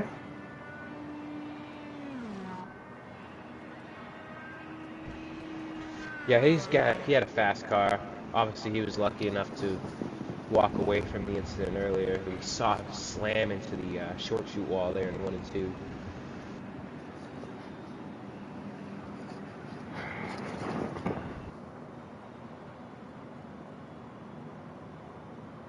They must have told Gabe he doesn't get his lap back. He's just letting the leaders... sorry, not Gabe. Matthew Stotts. I think he pit when he was not there. As I think I just saw in the race feed there, AJ just picks up a time penalty for a pit lane violation. Those usually get cleared, though, because those are often just completely wrong. With about 30 to go. This camera is pointless. Yeah, it truly is. Jackson Turner with the mediocre pit stop, but puts him behind Travis and the other Jackson of Tate. Yeah, and it's gonna hurt for him to try and get up there. Like we've been saying for the past 20 laps, that top end speed isn't really helping him. What top end speed? There's nothing there. Yep. But hey, as long as you're still in it, you have a shot. Anything can happen. And patience is gonna start running thin too. We got, like I said, 32, 33 laps to go, so everybody should be good to the end.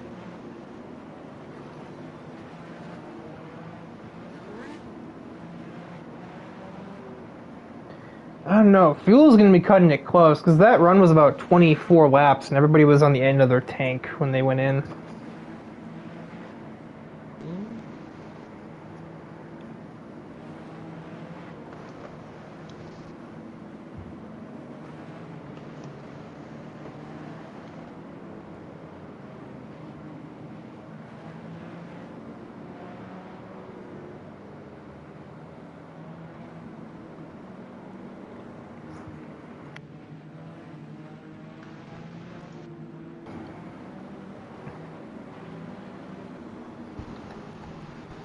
I think Stotts will just about arrive in time.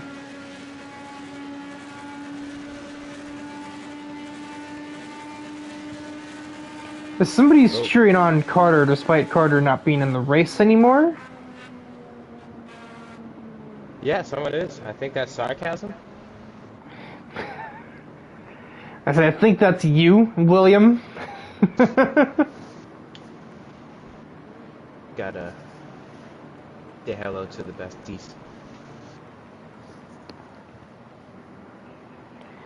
As we could be green here, Dylan's in the wrong gear for it, but... Oh, he's rectified that, and we are green for the 6th time from Indy. Take it back over the yard of bricks. Somebody doesn't like Travis existing here, as we've exceeded the number of DNFs I expected. Yeah, let's hope we keep it that way and we get some good racing to the end here.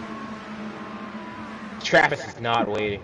Yeah, he can't wait with Dylan Bam. You have to get ahead and force him into something, you know? Dylan's always been his own undoing a lot of times. Oh. As I think Dylan might be undoing his straight line speed as he's being, oh, I bet he's fuel saving. Or he's going to darn well try. So he's down to 4th. I imagine he'll be overtaken by even more cars, if my hunch is correct. He's already in 6th gear way early. He's trying to save all of the gas. Could be a master stroke. That's either a master class or it's going to be pointless if we have another caution within the next with more than 5 laps from now, and that will allow everybody to refuel, and that will be, all washed away. Again, Jackson Turner finds himself in a spot where he can capitalize, but just kind of in a no-go situation. He doesn't have the straight line speed on Van Oostendorp either. Pretty much this whole field can exceed 240 except for him. You can see he's absolutely redlining at 235 heading into one, whereas these other guys, we saw almost 250.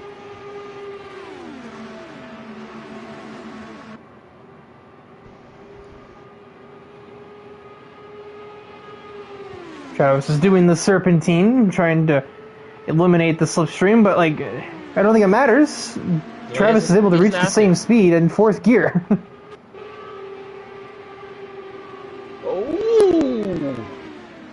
As that was a lapped car that the trackside camera doesn't feel like showing us.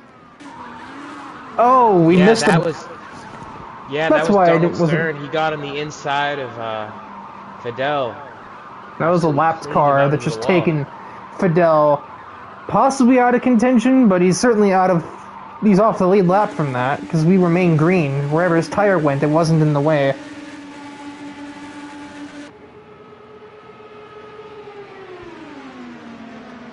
I saw a chest briefly. Donald Stern dove down the inside, and next thing you know, we see the Napa car in the wall. You better Napa know how to fix that.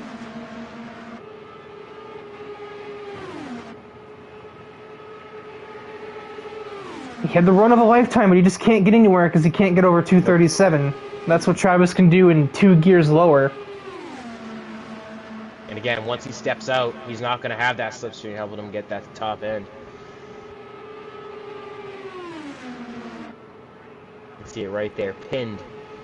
And that's he's gonna burn way more fuel too than the rest of them.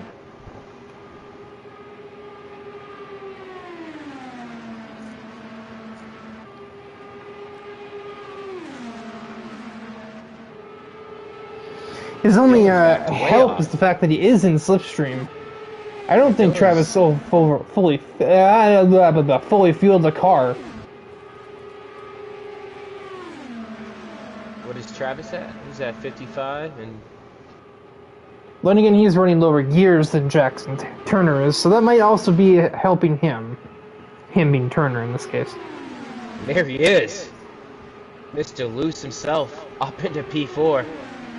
Yes, well, he might be back to P5 as Gabe Gazzola is at his inside, and we all know how his car has been handling outside of the racing line, but he's keeping so far, it so stable good. for the moment. That steering offset is insane. It's fast. And durable. We've seen this man off of every wall.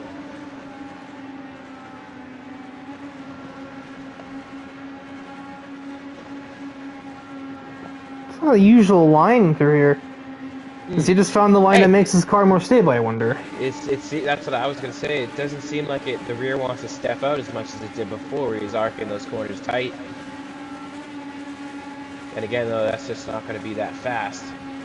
Because they're 5 seconds back from this group here. And now he's getting understeer, and he has to overcompensate for that, which can end up making him loose anyway. And it's influencing Gabe and Dylan behind. Oh, yeah. Oh, it's loose again. He had that one lap of respite, and then now the car's just like, oh, right, murder. Yeah, you can see Dylan is in 6, just riding. The benefits are showing themselves. He's still over 50 liters, not many cars are there. Stotts is drinking that gasoline at the moment. Like Logan Cool and a 2-liter of Mountain Dew. Oh, yeah, it's just going to burn right through it, you know? Or me with orange soda. Such an unusual line, but when he stays up there, you see when he tries to arc it down low on the racing line, the car just doesn't want to stick. That was wrong.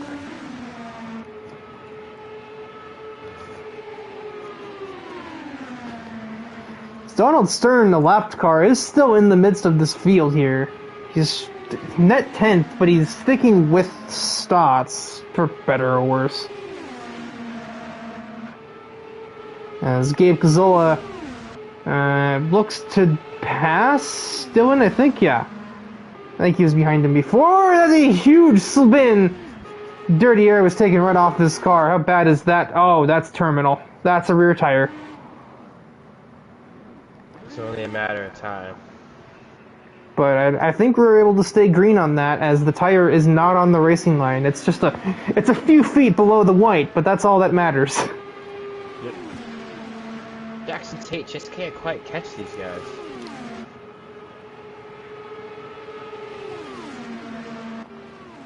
I love that camera because it could also allow us to see as our leaders are heading into 1, Stotts, and the lap car of Stern heading out of 4.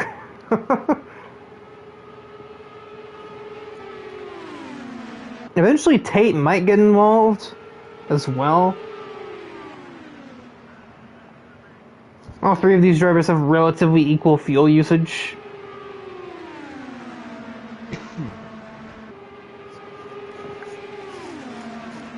Dylan's conserving. He's hyper conserving. Just makes no sense to be back that far. It has to be conserving. Yeah, he's at 45. I don't know if it's made that much of a difference to me. Well, it's made 3 liters difference on average.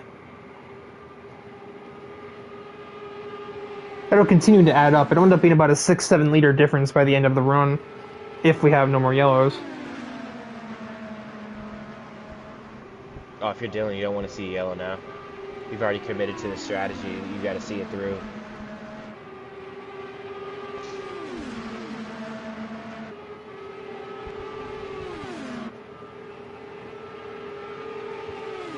I don't see much changing with these two here. And if Dylan does have to deal with the caution, he wants it earlier. Gives him more time to make up for the commitment that he'd previously made. Because then you can just push to the end like everybody else. But Dylan's had more speed than everybody else, so... It is true.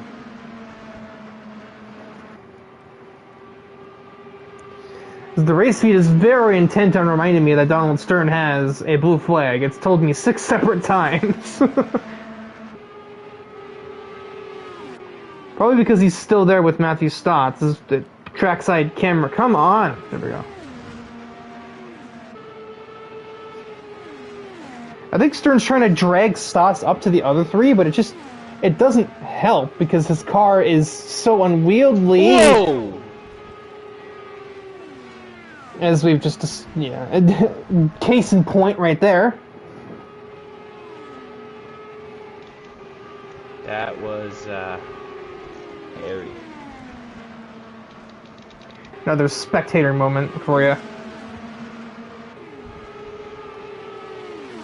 Are you racing in the, race after this? No, but I think I am broadcasting it. I didn't even qualify for the 250. I don't like Indy race. I don't like Indy oval racing at all.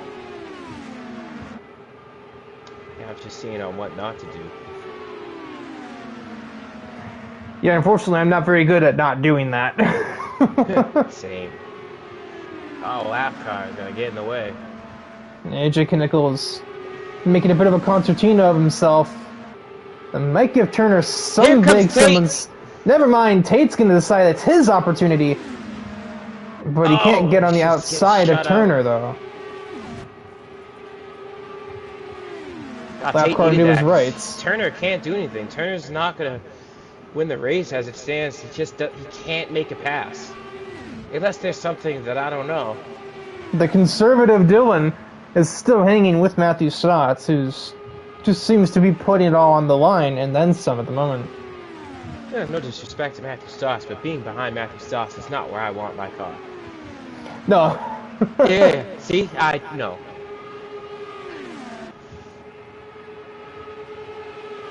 $14 to go. 15, 16 actually. I forgot the extra 2.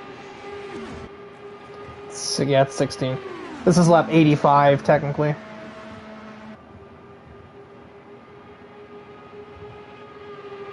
Jackson Tate, just pull it closer. You just can't, because Turner is so immaculate in these turns. He's probably the fastest car on the track through the corners, but at the obvious expense of his straight line speed. So Tate can't get any closer, but Turner can't get around Travis.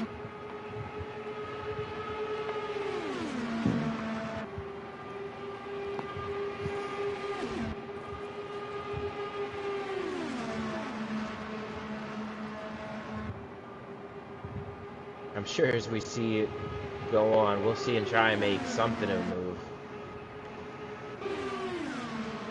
As Dylan tries to navigate the ice machine up here, the Zamboni ride.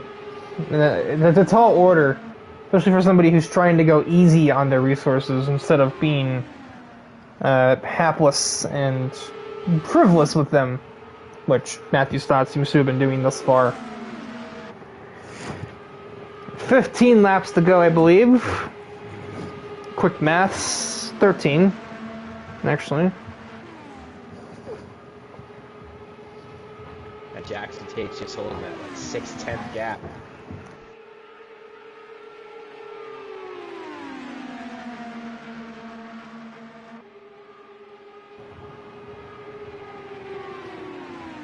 Yeah, Tate's in the right spot if somehow Jackson Turner does get alongside Travis and causes a madness. But it just seems so dramatically unlikely at the moment. Travis is well in control. barring anything. Stotts and Dillon are catching up to 2 lap-down cars.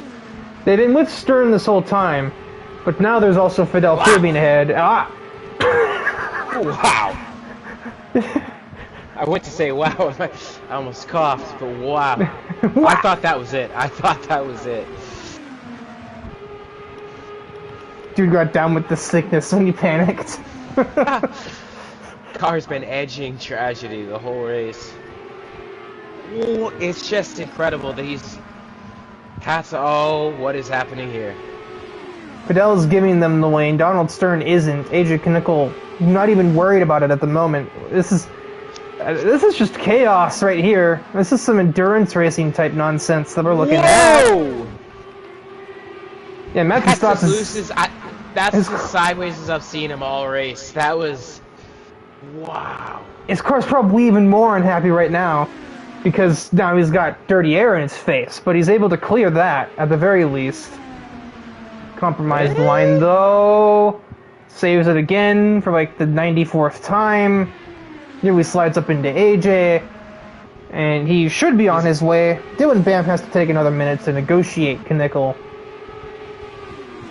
who is not blue flagging whatsoever.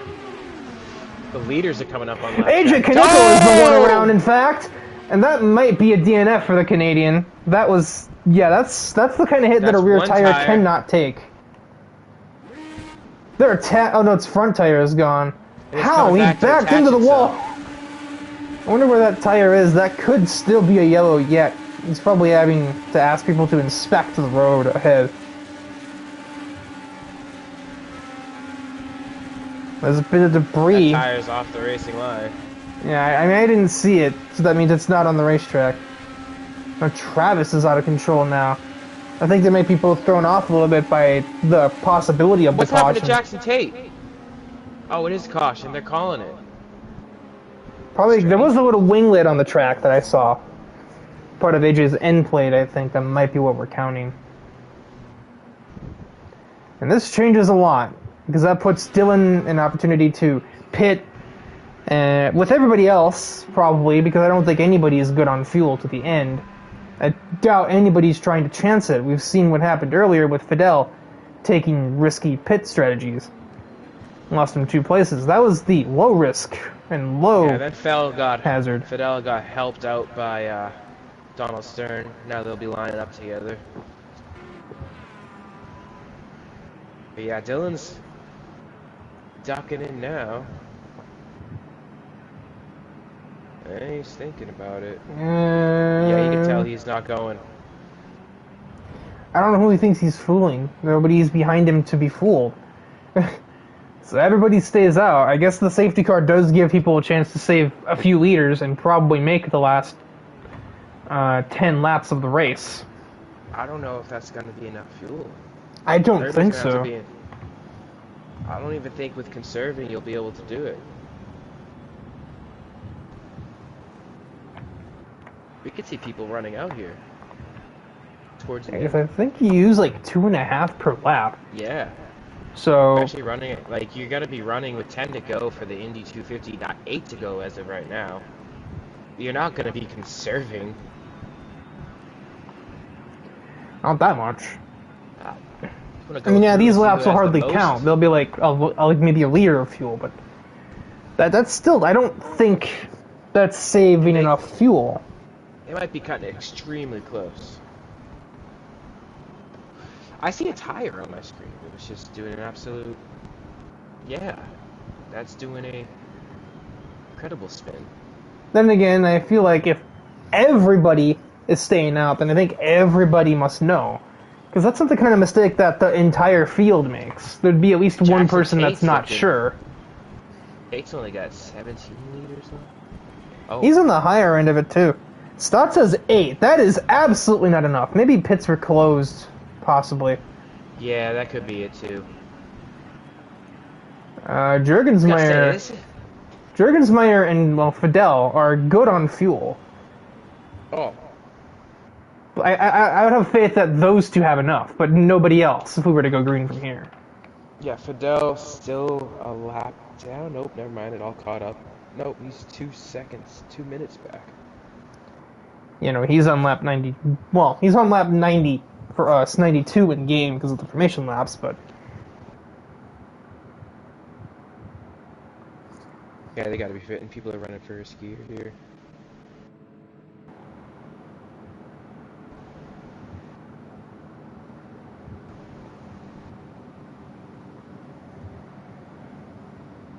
Jackson Turner better hope he comes out of, even if he comes out in P1, there's not much he can do when there's a car going 245 and you're only doing 235. Yeah, no, his best place to be is second, honestly. Because at least then he's kind of got the protection. Just needs that extra 10 mph. What is a kilometer?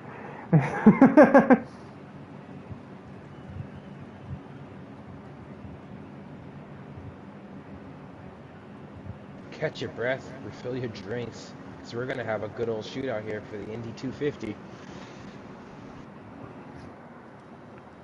And right after this, what's 35 laps here? What is that? Math. 87 miles, I think.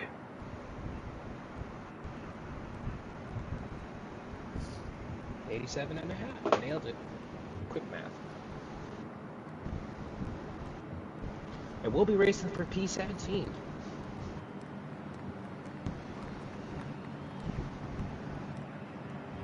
It's sort of the bonus race.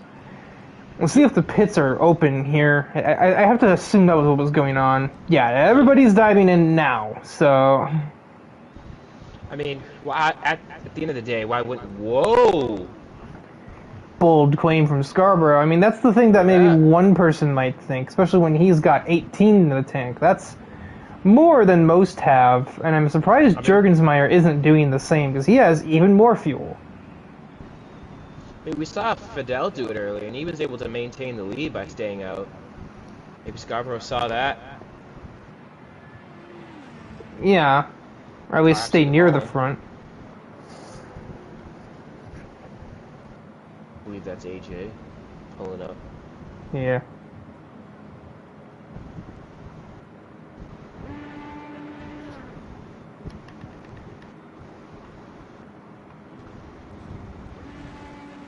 Well, the gloves will certainly be off, so... As Turner does clear Travis in the pit lane, but that doesn't matter because now Scarborough's ahead of him and he's going to have the same problems.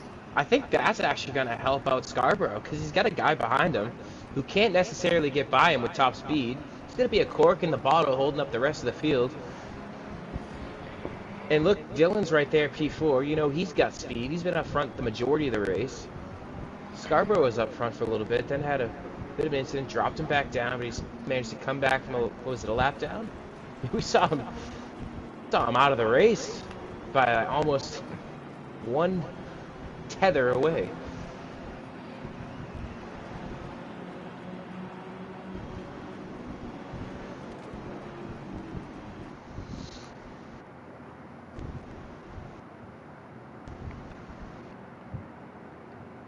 And then number 10.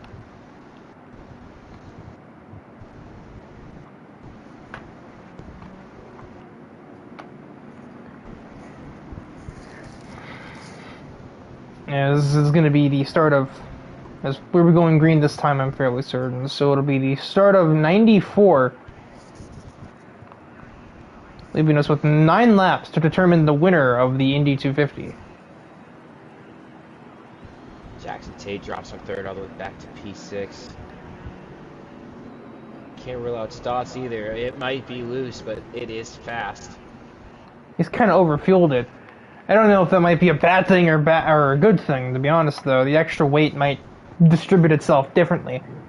Maybe keep the car planted a tiny bit, or it might just send him into the wall at maximum speed. At this point, Hail Mary. You know, I was kidding when I said this was the breast cancer awareness car, but apparently it actually is. Yeah. That's why I didn't say anything, because it was actually accurate. But to mention the beautiful pink ribbon. He's going to be eager to get going here, you can see it. And we are green for more than likely the final time from Indianapolis. He got a The breast huge cancer. jump. The breast cancer car takes us to the green flag. Jackson Turner's poor launch might be Jake's and Turner's downfall if Travis can find a way by. Or Dylan Bam, heaven forbid, can do the same thing. Whoa! There goes Stotts. Stotts is like... Stotts definitely has to put all of his cards on the table just to keep the thing on the track, so he certainly can't be holding back in traffic either. Oh yeah, there's Dylan's true face. The dragon has awakened. Absolutely. Trackside camera has also not awakened.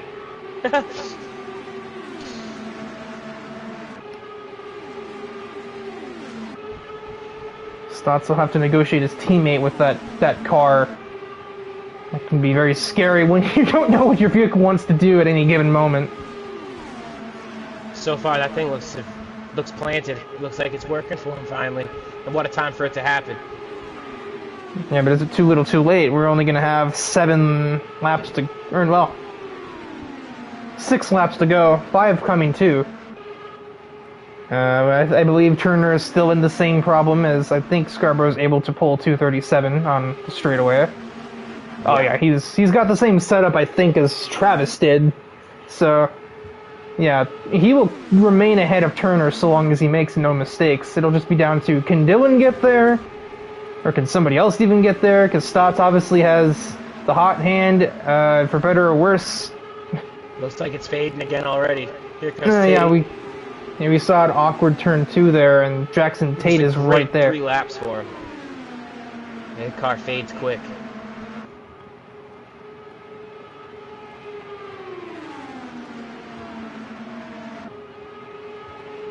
Oh, and Stotts is in the wall.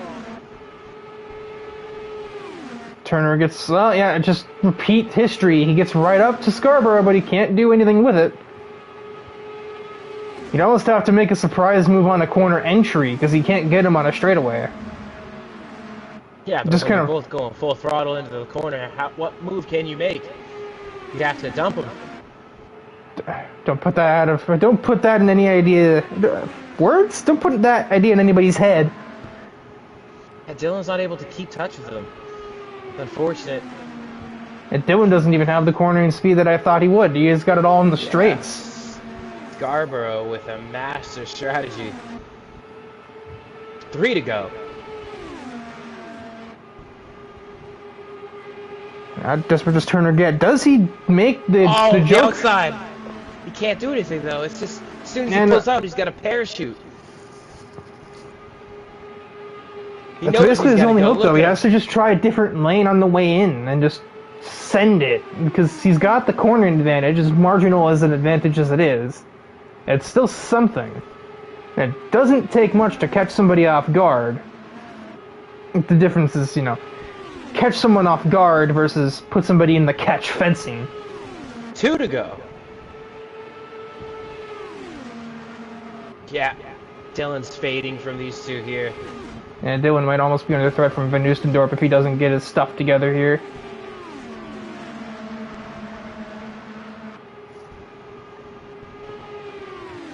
Another turn 3 entry. Scarborough still near with advantage. Turner's car hit 239 there, I think, for the first time all race, and that's still what Jake's doing without a draft in Gear 5.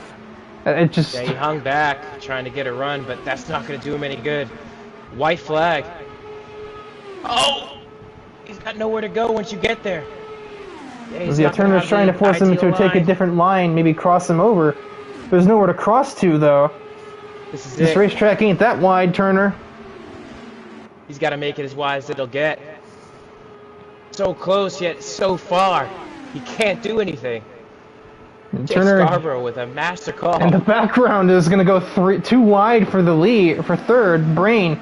Travis Van Oostendorp's going to steal that podium away. Turner has nothing. Trackside camera has nothing. Jake Scarborough is going to head down the front straightaway one more time.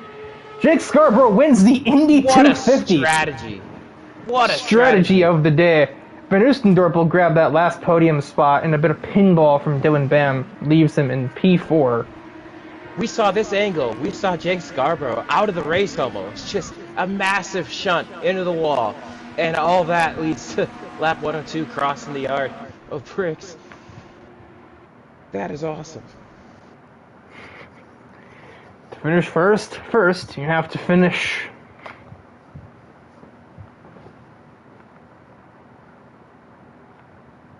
You had 10 finish, so guaranteed top 10 for the cars that made it over the yard of bricks for the 102nd time. All right, Matthew Stott's got a 1-minute penalty. What? I think that'll stay. This doesn't make any sense. The game was like, your car is dangerous, man. That's not under regulation, my guy. That was... There he is. The other two are coming. Oh, boy. So I think Turner might have to be invited into here. So he hasn't had a podium in a few months. Oh.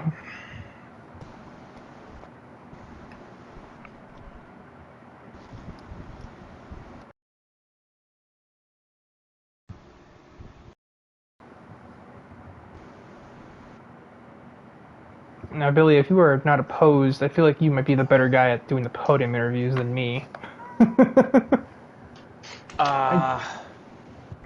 I'll give her a go here. Has that always been Alex's thing? Because mine usually come off as awkward or just cookie cutter.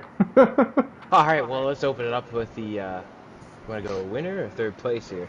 Usually do third, second, first. Alright. That would Travis. be Travis. Up and down race, but you guys managed to find some speed there at the end. I didn't see you guys actually get. I thought that was Dylan was P3. We didn't see it because we saw the battle up front. But walk us through the race there at the end. Yeah, it's just leading 4th year in a row, and doesn't go my way again. I was in a position where I wanted to be all race. Waited there, waited to get the move. Just sat there, didn't wreck myself, just like every other year. Got to the front. And then, of course, we are 1 lap short on fuel, and I didn't feel comfortable enough to sit behind somebody and save the entire time, so I just tried to go all out, and it screwed me over, just like every other time it's happened. Just, I didn't have anything. I tried to go full throttle, it didn't matter. I wasn't close enough once I let off and gave Dylan third. I should have never gave Dylan third. Just, it's flippin' frustrating. I don't understand. I made a great move to get third, but I don't even care, honestly. It's just... Yeah, we caught that move at least. Same year, different fucking story. Sorry. Understandable. Oh, don't worry, Billy did it twice already. I had no idea we were live streaming. That was different. No, you saw you out front there. Obviously, Jackson Turner, he didn't have the top end speed to make a move on you. You looked like you were in the catbird seat. That's obviously frustrating, just coming up that short. But I mean, it was a great race nonetheless. That's a big haul of points. P3. I mean, it's still something to keep your head up high about. But I know that it eludes you, and that's got to be frustrating, man. I'm sorry. But Mr. Turner, we saw all race. You had to play fiddle to whoever was leading. You just didn't have top end speed to make a move. Every time you duck out, it was like you had a parachute on the back. But I mean, P1 was obviously the goal, but P2, you got to feel good. Walk us through that one, man. I mean, honestly, I'm so glad how everything went in that race. I had a utterly dreadful race last season, and to come back here, Jake gave me an opportunity, which honestly I'm so thankful for, because I think it's fair to say that was an unpopular decision at the time. But yeah, that race, my car was brilliant again, thanks to Jake for that. Yeah, it was great setups, and the car it was really good in the corners. I could do what I wanted to do. I didn't have to worry about tyres like a lot of other people did. But yeah, I was lacking a bit on the top speed, but it made the car really good at sort of almost being a pusher. And I was sort of perfectly positioned to be in a second place. And I mean, if I'd seen a chance at the lead, would I have gone for it? Probably, yeah. But I think in the end, the race sort of played out how it should have. And I'm really glad to get a podium away from it. On that last pit stop, I sort of gambled. I didn't take tyres to make sure I had the track position. And yeah, I don't know anything different. Sort of the nice thing I can take away from that is I don't have any regrets this time. Oh, I feel like everything went well, and especially after sort of dropping down the order early on with some, I messed up my fuel at the start, sort of recovered from that and just slowly sort of avoided the drama. And yeah, I'm really glad that I could be there to help Jake get that 1-2 well, I for gotta the ask team you. because he's amazing. Speaking of drama, there was an early on incident. I want to say around 20. Correct me if I'm wrong, Riker. Where it looked like there was a block thrown down the back straight that ended up with the driver going through the grass. Was there contact on your end? What did you see there? Because we saw it on stream briefly. The camera's a little bit wonky, but we saw you just go down to make a move, or it looked like a block. I don't want to speculate. I just want you to kind of walk us through what happened there. It was a strange incident, really. It was we were in sort of a lead group at the time and communicating with the guys around us. I had mentioned to the cars in front, the cars behind us were about to catch us, and they said, "Oh, don't worry, I think it was Donald behind us, or I can't remember exactly, but they said, don't worry, that they won't do anything." At least that's the impression I got. So I wasn't really focusing on them. I was focusing on getting the slipstream from the car ahead of me, and sort of was following them. And that's when I suddenly saw that there was a car on my left, and I felt a little sort of brush. I wasn't sure if it was sort of contact. I mean, with PC2, it's hard to tell. And I sort of turned right to avoid it, and I didn't realise what happened at the time until sort of a few laps later when I realised that something had gone on there. So yeah, I don't really know. I was a bit confused in the moment as well. I'm gonna have to go back and look at it. Yeah, I'm sorry if that messed up someone there, because that was not my intention. I was just trying to sort of hold my position at the time, and yeah, I wasn't aware of what was happening behind me. So yeah, but I mean, I think I got quite lucky there because clearly there was a bit of contact. So the fact I got no damage from that, and I mean with PC2 that easily could have ripped off my left rear, and that could have been day done. So I'm lucky that I got away with that, and I hope that the other car involved wasn't too badly damaged, or at least got a chance to recover in that race, because track position at times was quite hard to come by, but at other times it was sort of with all the incidents it was easy. So it's hard to really. It's hard to know what was happening elsewhere in the race other than what I could see in front of me, which for most of that race was just staring at the back of the leaders. All right, man. Well, congrats on P2. Good luck for the rest of the season.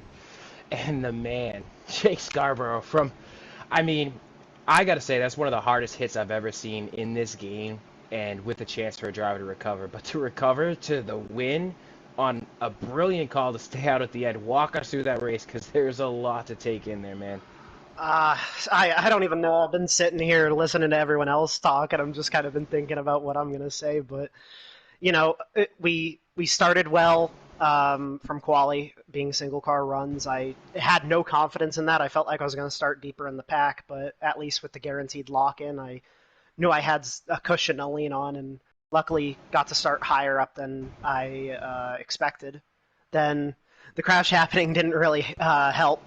The caution before that, it didn't change my tires, so I was kind of just out there hoping that, okay, maybe I can hold on until there's another caution or we get some green flag pit stops, and it just snapped the littlest bit. I tried correcting it, and it chucked it in the wall, so, to go a lap down and manage to sneak away from that was very, very helpful in the long haul. Then the caution before what ended up being the final, I was deeper in the pack, and Donald, who was a lap down, ended up cutting off my nose a little bit. It made me have to check up a lot. It gave me a little bit of damage, and I lost the pack from it. And luckily, Jurg was trying to save because everyone was a lap short on fuel.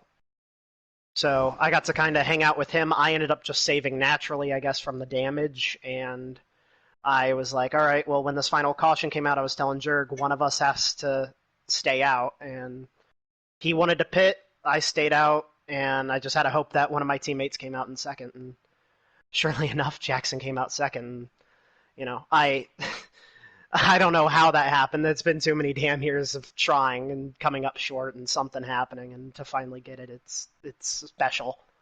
Now, what's going through your, you got to be thinking, obviously, with qualifying everything, the single car runs, the whole shebang of everything, and then to have that mistake happen so early, but you were able to come. What was your mindset for the rest of the race? Just head down, keep going.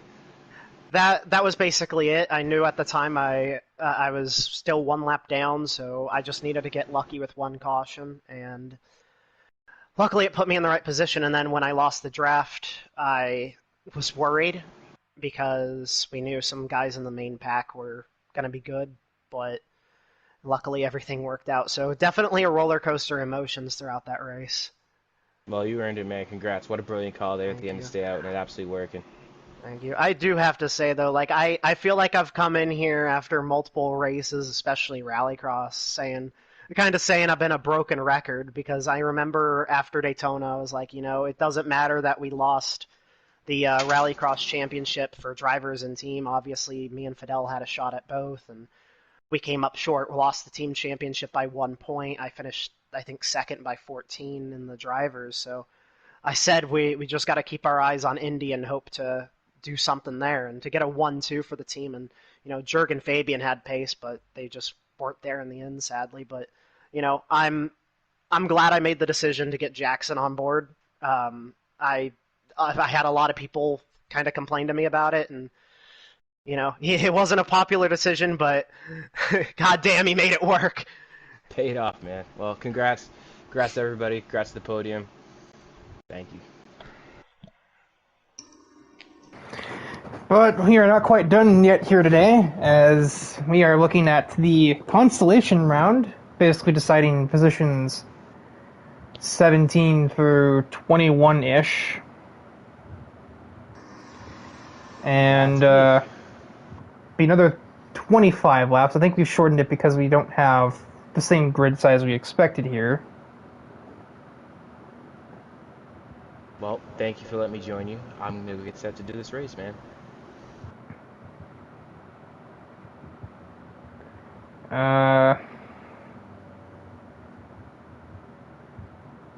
Oh yeah, Billy's one of them. I was not all there at that moment. I forgot Billy tried to qualify and didn't. So we're deciding 17 through 22 with a 62.5-mile shootout to decide those positions. That was redundant, me.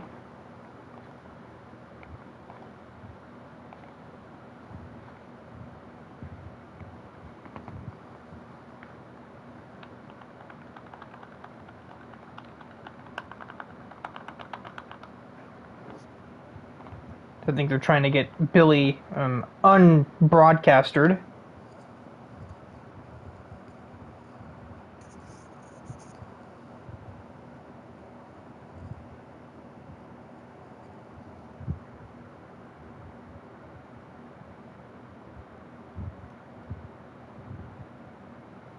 There we go.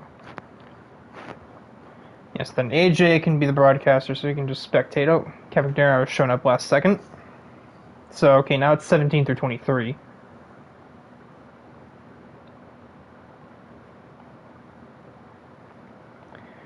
I think we had like 28 attempt to qualify, and Alan's gone.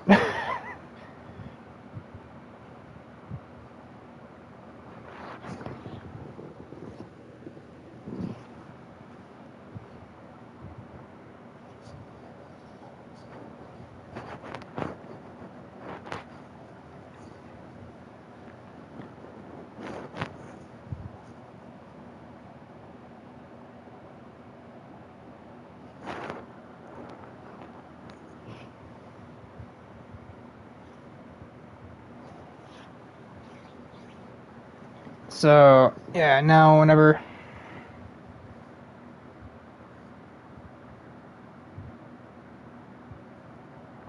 There we go. Yeah, I think you just have to glance on the chat and see that I told him that, yeah, we're good. He was waiting on the interviews to be done before we headed into the consolation race.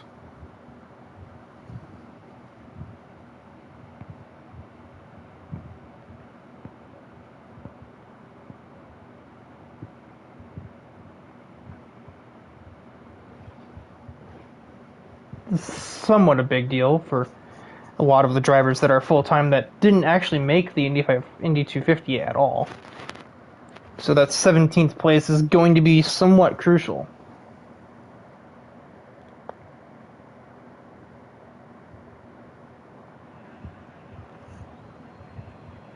Not to mention there are big teams here that had cars missing.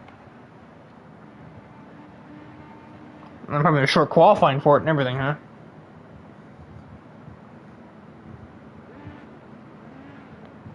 Luis has already grabbed a violation.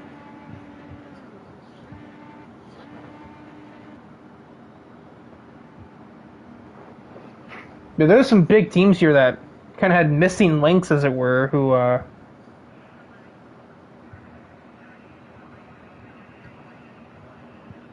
like, you know, could use the points in constructors for 17th as opposed to 23rd.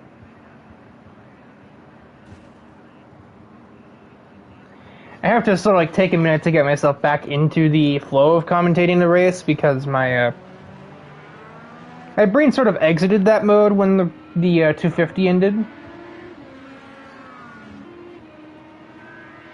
Truth be told, I also kind of had Billy take on the podium interviews, not only because he seemed better at them than me, but also because my throat was just on fire, and I'm like, I have another 25 laps to do, I need a break.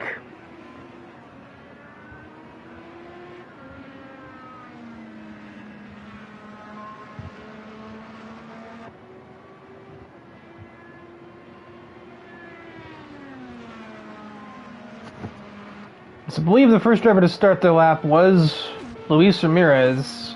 241 with no draft. That is absolutely rapid, but that's also a wall. Oh, I don't like the look of this at all.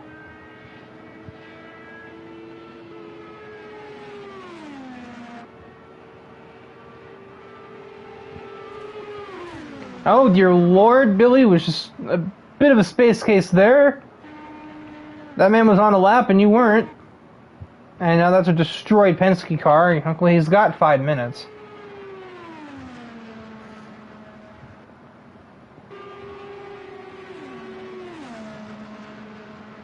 Alex Meath exits. He's not going to be able to get back in, I don't think.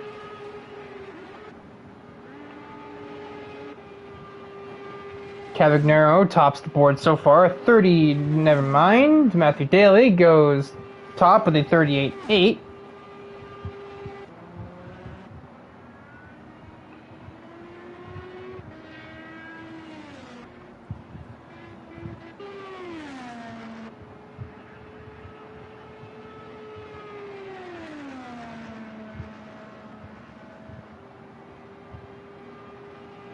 We seem to be restarting. We can't go a day, can we?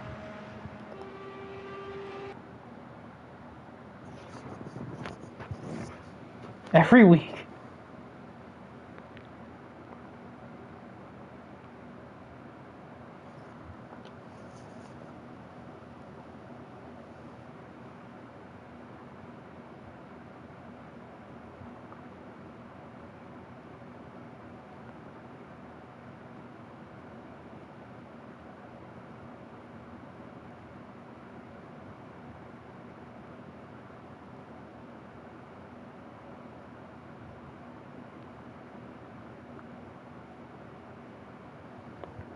So I'm just silently reading through the different chats that have been messaged while I was otherwise occupied.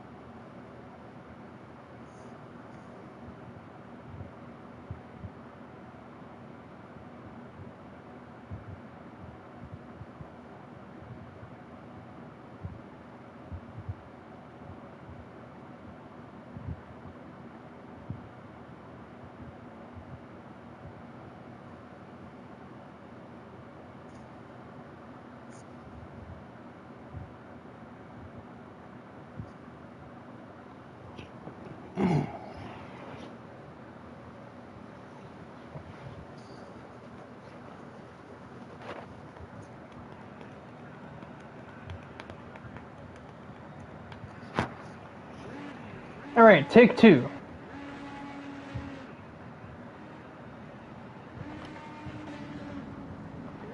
Might as well look at chase cam while they're coming out of the pit lane, because that camera's not helping anything.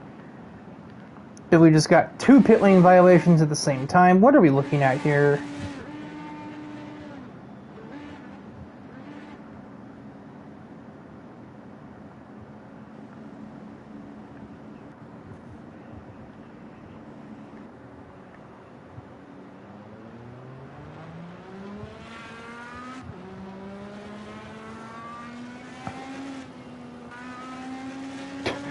The car went at its most stable when it has not generated downforce yet.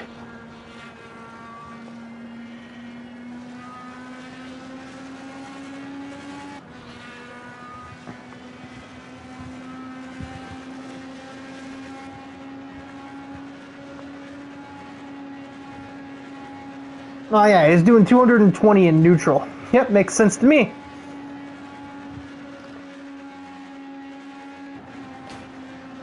Ball tap. Buff that out later. As the first lap of the second session gets underway.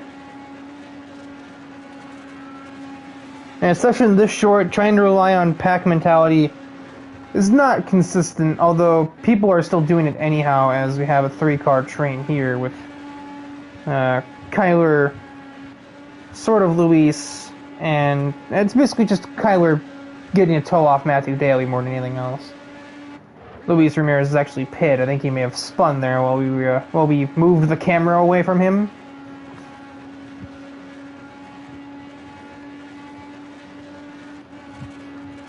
First real lap of the session, 39.26 for Billy. Almost called him Will.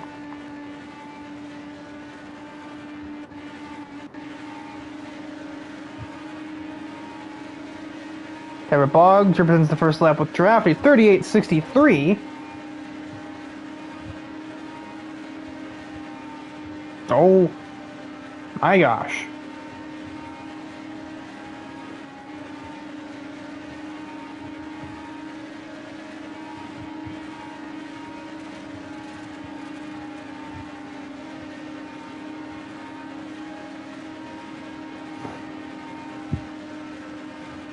You gotta crank that wheel. Almost the wheel cranks you back, apparently, as he nicks the wall a tiny bit. Let's see if this is any improvement. It is. He'll jump to a 38.58, just ahead of Matthew Daly's 38.60. I can read.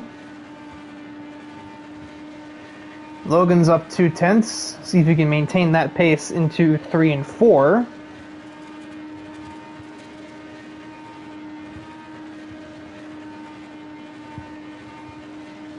Oh, he certainly can.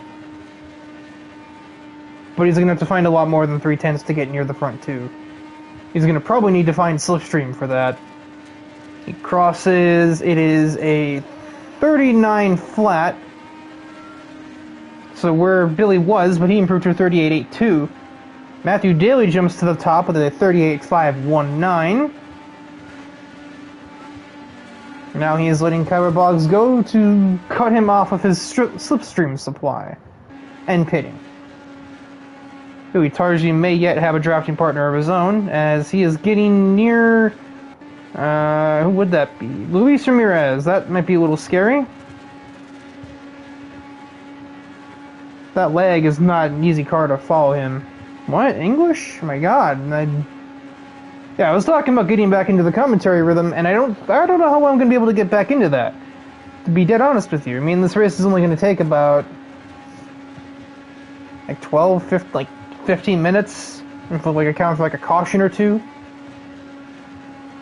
Up to 20 if it goes really bad.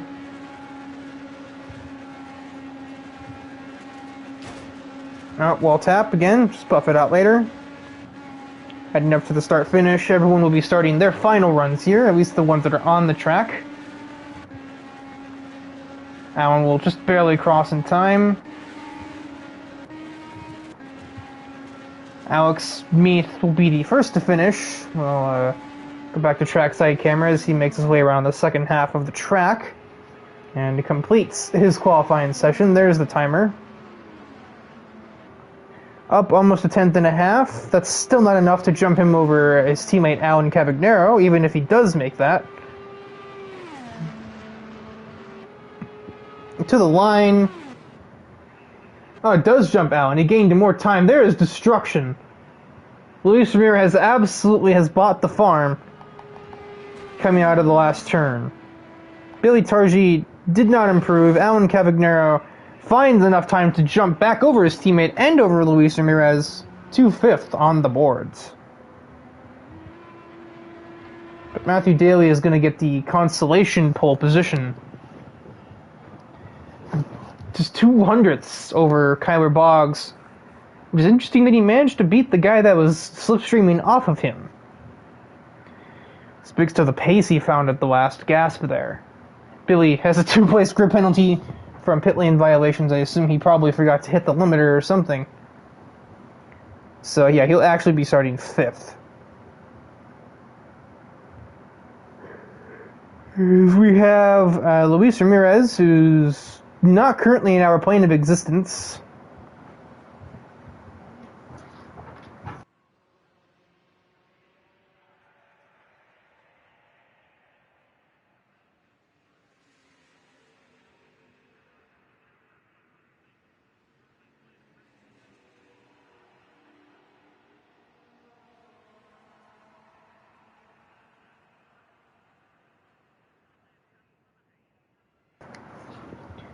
Let's see, with the grid position penalties applied, our starting grid will be Matthew Daly, Kyler Boggs, Logan Cool, Alan Cavagnaro, Billy Targi, Luis Ramirez, and Alex Meath.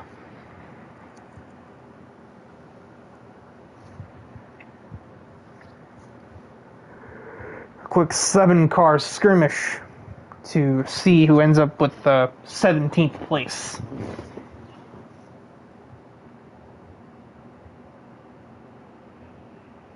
Get some alliteration there. A 7-car scramble for 17th spot.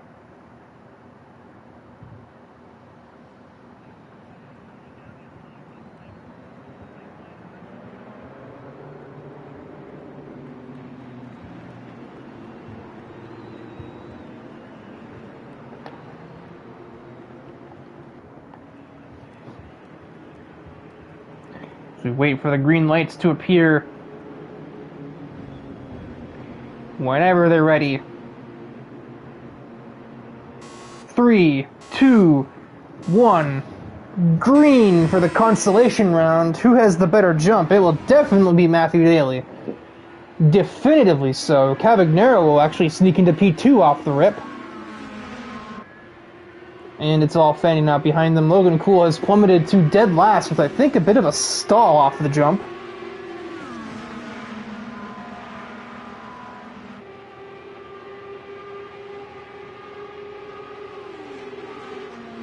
Cavagnaro is in slipstream range. We'll see if he can do anything with it and attempt to put some pressure on Daly. Or if Matthew is going to just simply check out with this one. Now there's a heavily damaged Logan Cool right there. This will be an odd one too because there's no moderator, or there's a moderator. There are no admins in this race. Me, AJ, and Luke are not in the race. We're usually the one that handle things like cautions, but apparently we are calling one nonetheless, as we already have a DNF. That would be Alex Meath. Are we restarting? No, it's double DNF. Alex Meath and Alan Cavagnaro have DNF'd. HRT is in shambles, but my telltale sign will be when I see AJ leave. That's going to be when I know, like, okay, we're restarting again.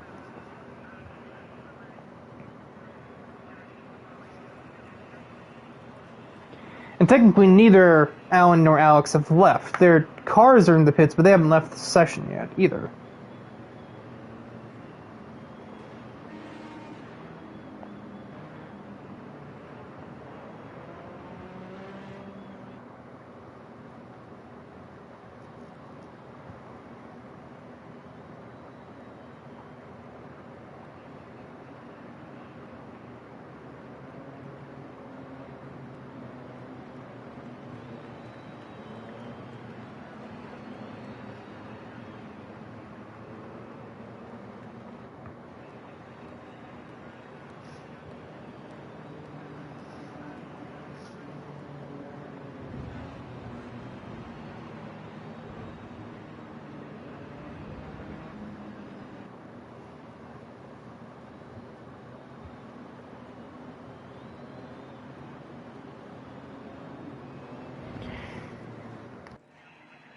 There's really not much to comment on either.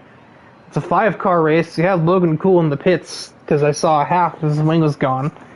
But, like, there's not much strategy to be had. There's not much of anything else. It's basically just go to the checkered flag. I mean, it really is just that simple here.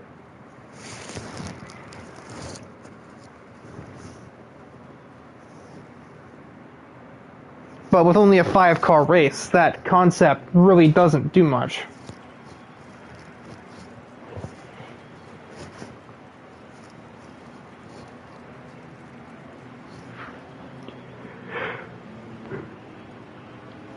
Oh, goodness me.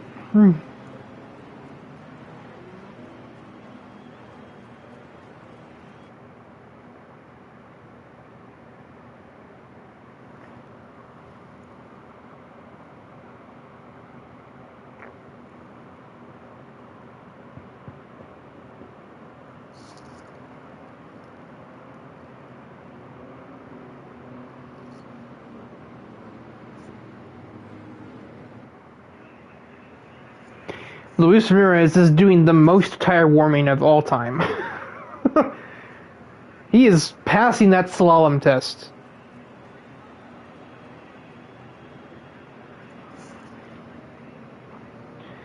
Cool should get back here just on time.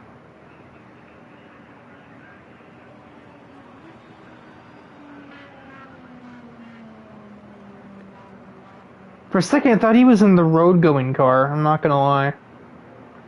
The rear wing was tall enough, but that was only from a certain angle. Luis has, I think, been asked to go to the back, possibly for his leg. More than likely.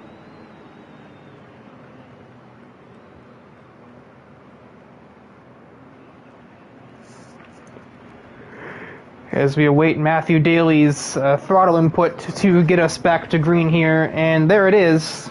We are green once more from the Indianapolis 62.5. Maybe this time we'll get a little further without a devastating collision, perhaps. Kyler Boggs is on top of him. Pause. He's on top of things. And he has a bit of an awkward turn too, though. Just gonna put him back out of things. Logan Cool with a decent restart. He'll find himself third now. This is like the most awkward 5-car race ever. We have a lagging Luis Ramirez. We have Logan and Kyler in the same race. And then Billy and Matthew are passengers in this absolute 230-some-mile-an-hour carnival. Luis is bouncing off the walls like a pinball. Someone's gonna get tilted in a second. It's... I can't even look at that because I can't even tell what it is I am looking at. So I can't commentate what I don't understand. And then I commentate. That's why I don't commentate NASCAR, other than because of the fact the game doesn't give me the tools to understand. So, because I understand NASCAR, I raced there for 2.5 years. And Boggs sees his opportunity. Can he steal the lead? Yes. He will take the lead through turn 1. And now to try and escape. But with what Slipstream has done thus far, that is not an easy task. Matthew Daly is going to get the full extent of that, heading towards 3. Meanwhile, we got a teammate battle, I think. Logan didn't put up too much resistance to Ramirez. Both drivers representing Champ Inc. here. Champ Rink, yep, just an ice skating rink. Billy Targi has just fallen out of this race completely. He's just back there in the distance as a foggy blue and red object. And not much more.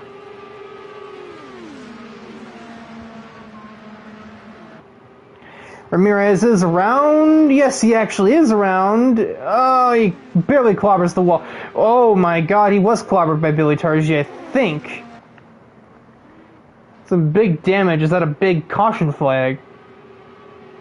Right there. Why on earth are you here? Why are you here? I'm commentating the consolation race. Oh, my bad. Get out!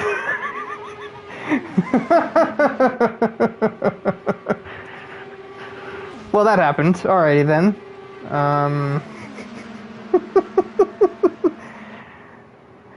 Anywho, that little piece of debris was on the track. There was no caution called for it, though.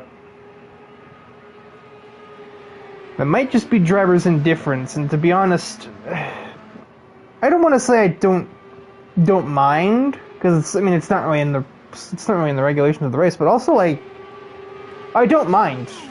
I would like to be done as much as I enjoy commentating the race.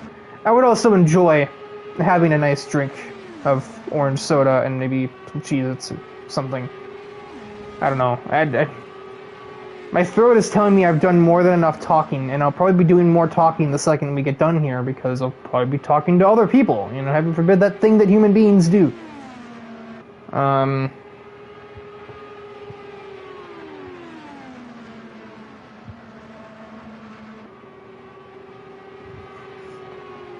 It's pretty much all squares here. Daly's not making huge inroads on Boggs at the moment. He's sort of keeping it that respectable half a tenth different deficit. Not getting any closer, not losing him either. Never mind, Kyler Boggs has lost himself with huge understeer. And his car bounces back down the track. Logan Cool is lucky if he's avoided that. And that one is absolutely a caution. Indifference or not, you can't quite ignore that, as that was probably collected Logan Cool in some extent.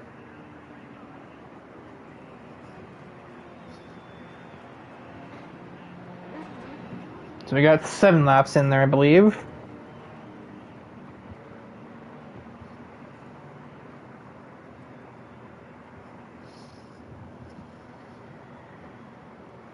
I'd still argue 25 was too many. I would have said 20. It was supposed to be 35, but then again we also thought we were going to get like 12 or more people, which would have made it more of an attraction. But as it stands now, it's a 5-car race. Logan must not be damaged too bad. He's not pitting. Kyler's missing a front tire, so this will take a minute. Gonna have to probably put it on pit limiter to allow him to return to the pit lane, unless he just decides to abandon all hope.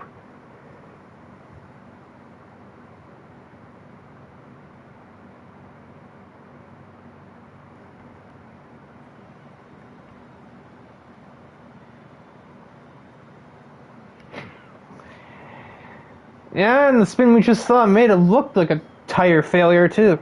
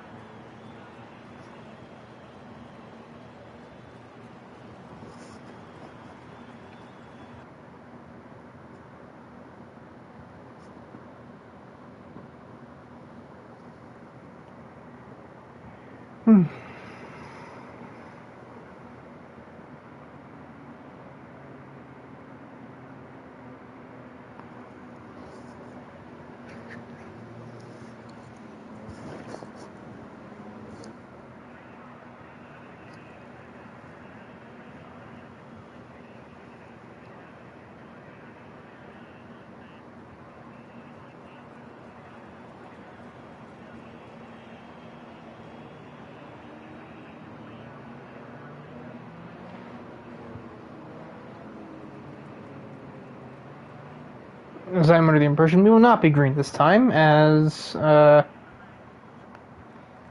well, no duck. Tyler's still limping his way on, he's making his way to the front stretch. He's gonna get lapped before he even gets into the pit lane.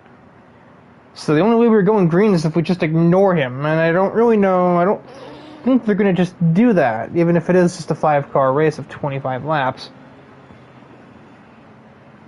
because then it's suddenly a 4-car race, and Kyler's basically out of contention. Although we are at 60, not 37, so...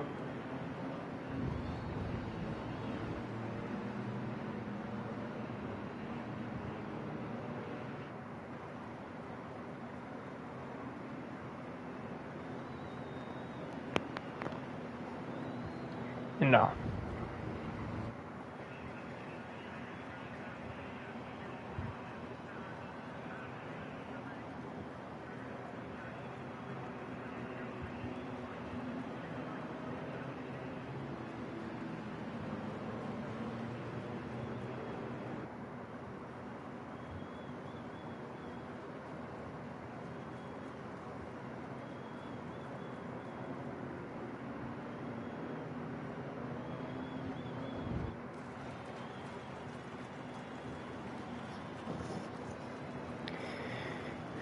Ten minutes later.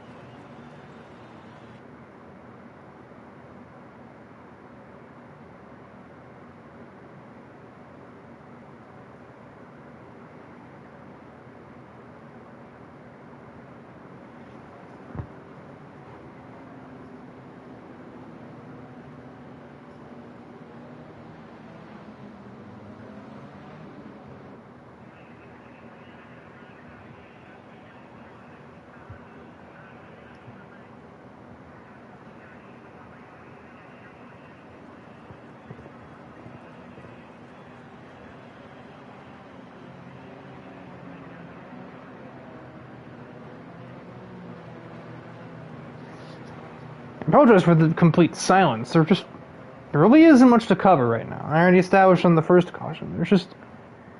There's 4 cars doing 60 miles an hour around Indy. There's no championship implications to look at because this is a fight for 17th place in a championship format that usually doesn't award points to anybody other than the top 16 because, usually more than 16 don't even start the race at all. Because the Indy 250 is, special in that way. So...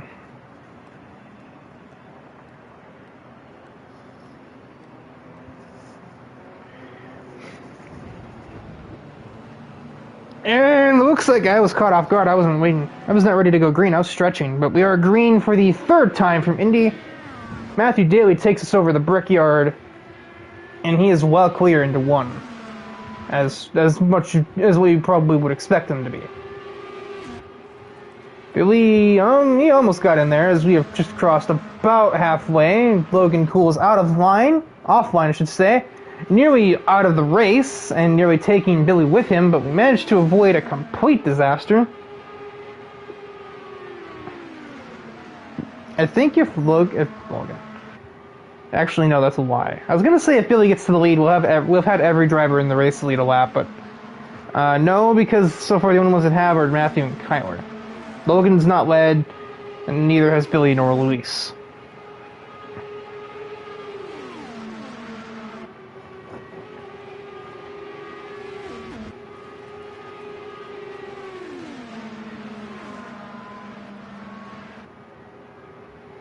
Oh, huge wiggle for Logan Cool as he's trying to give space to his teammate who's, surging a little bit, as you can tell by the fact that he's also a lap down. So even as Logan lets his teammate go by, he remains in 3rd nonetheless.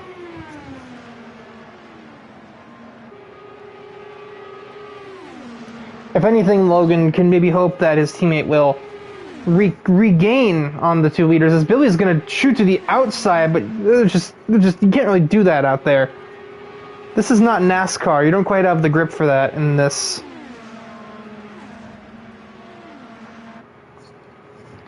For the record, I'm not doing podium interviews for this race. I don't know if anybody thinks that I'm doing that, but I'm not.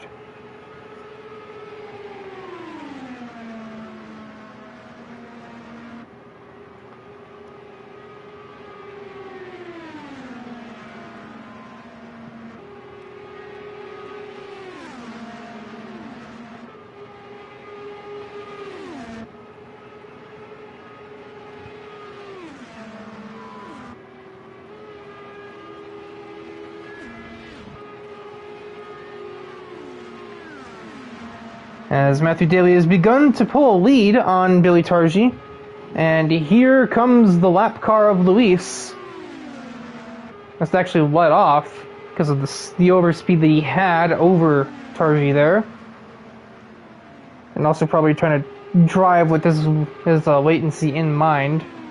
His latency that is definitely visible through the broadcast, just as it was in Rallycross last week.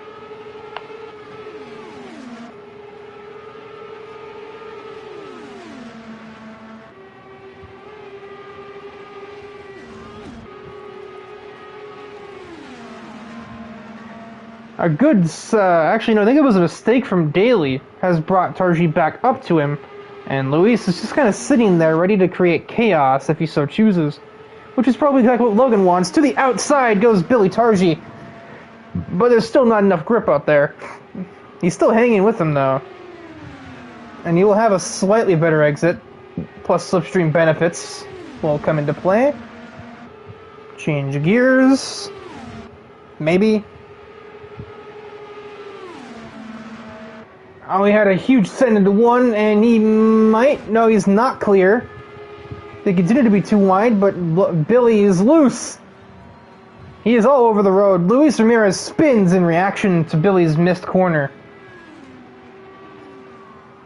I don't know if he kept it off the wall, but he's got all 4 of his tires attached. Through goes Kyler Boggs. That demotes Ramirez to dead last.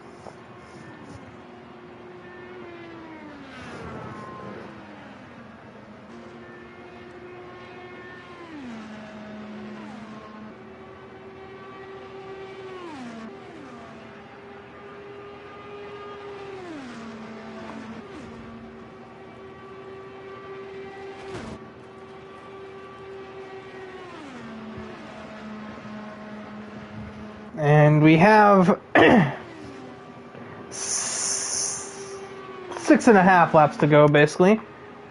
Matthew Daly now has a pretty safe margin after Billy's mistake. Logan Cool is actually now there with Targi.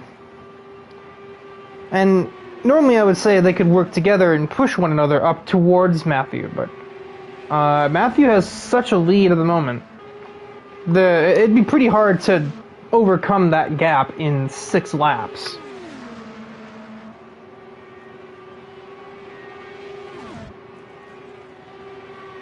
And indeed, Logan is not waiting. He's not even going to entertain the idea. He's just going to send it through turn 2 and clear the 14 into 2nd position.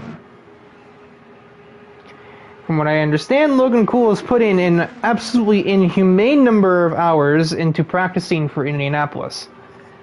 It didn't really pay off as much as anybody probably expected, considering I think he said it was something like 2,400 laps or somewhere in that realm. So he was definitely committed to the bit, but just with the way that qualifying had worked, and the lock-in system, and the group qualifying in system, as opposed to just, I don't know, just taking the top 16 cars, or, you know, I mean, the locking on points makes sense, but, like, taking the top 8 cars instead of, oh, let's take the top 5 and just, you know, mash the bottom 3 into a group qualifying session. I know bump day is dramatic and all of that, but that also just seemed kind of complicated, and everybody was also really not a fan of the idea. At least everybody that didn't qualify in on speed really was not a fan of the idea. I didn't really piece together why it was such a controversial thing, but now that I'm thinking on it, it did seem a little bit much. Let's say a little bit over dramatic. No, it was a bit much. A bit convoluted. There we go. I'll go with that word. As unironically, there's a battle for 4th place. Luis is caught back up to Boggs as Daly comes up to grab 3 laps to go for the consolation race. You just gotta run the laps. Run so far away. That is not cockpit view, Riker. Wrong letter C. Let's right on board with him as he attempts to close out the run here.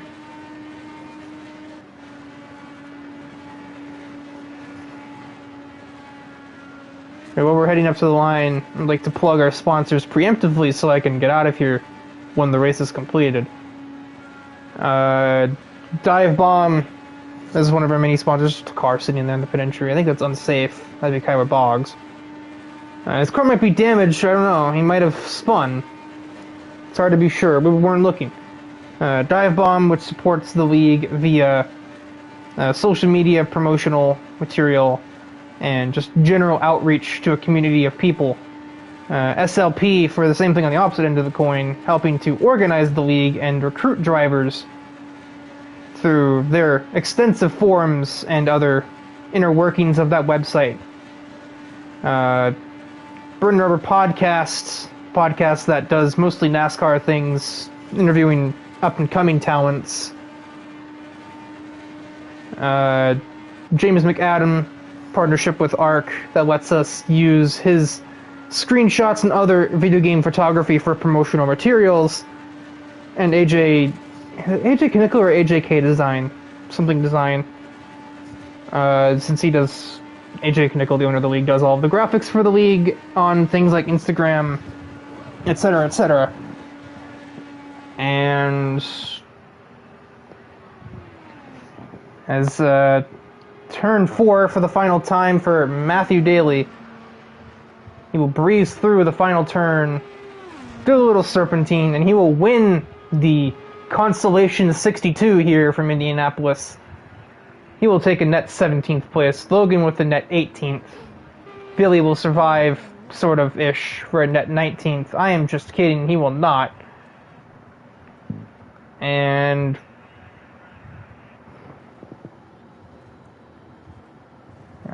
Luis Ramirez with a net 20th. That'll do it for Constellation, for the Indy 250, for the broadcast, for me. I do not know. Let me quickly check what is on hand here. I believe that's basically it. We kind of put everything into the Indy 250.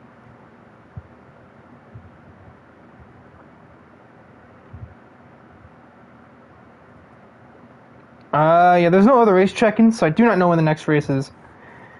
The hullabaloo of the Indy 250 kind of took over. So, with that said, until we meet again, goodbye.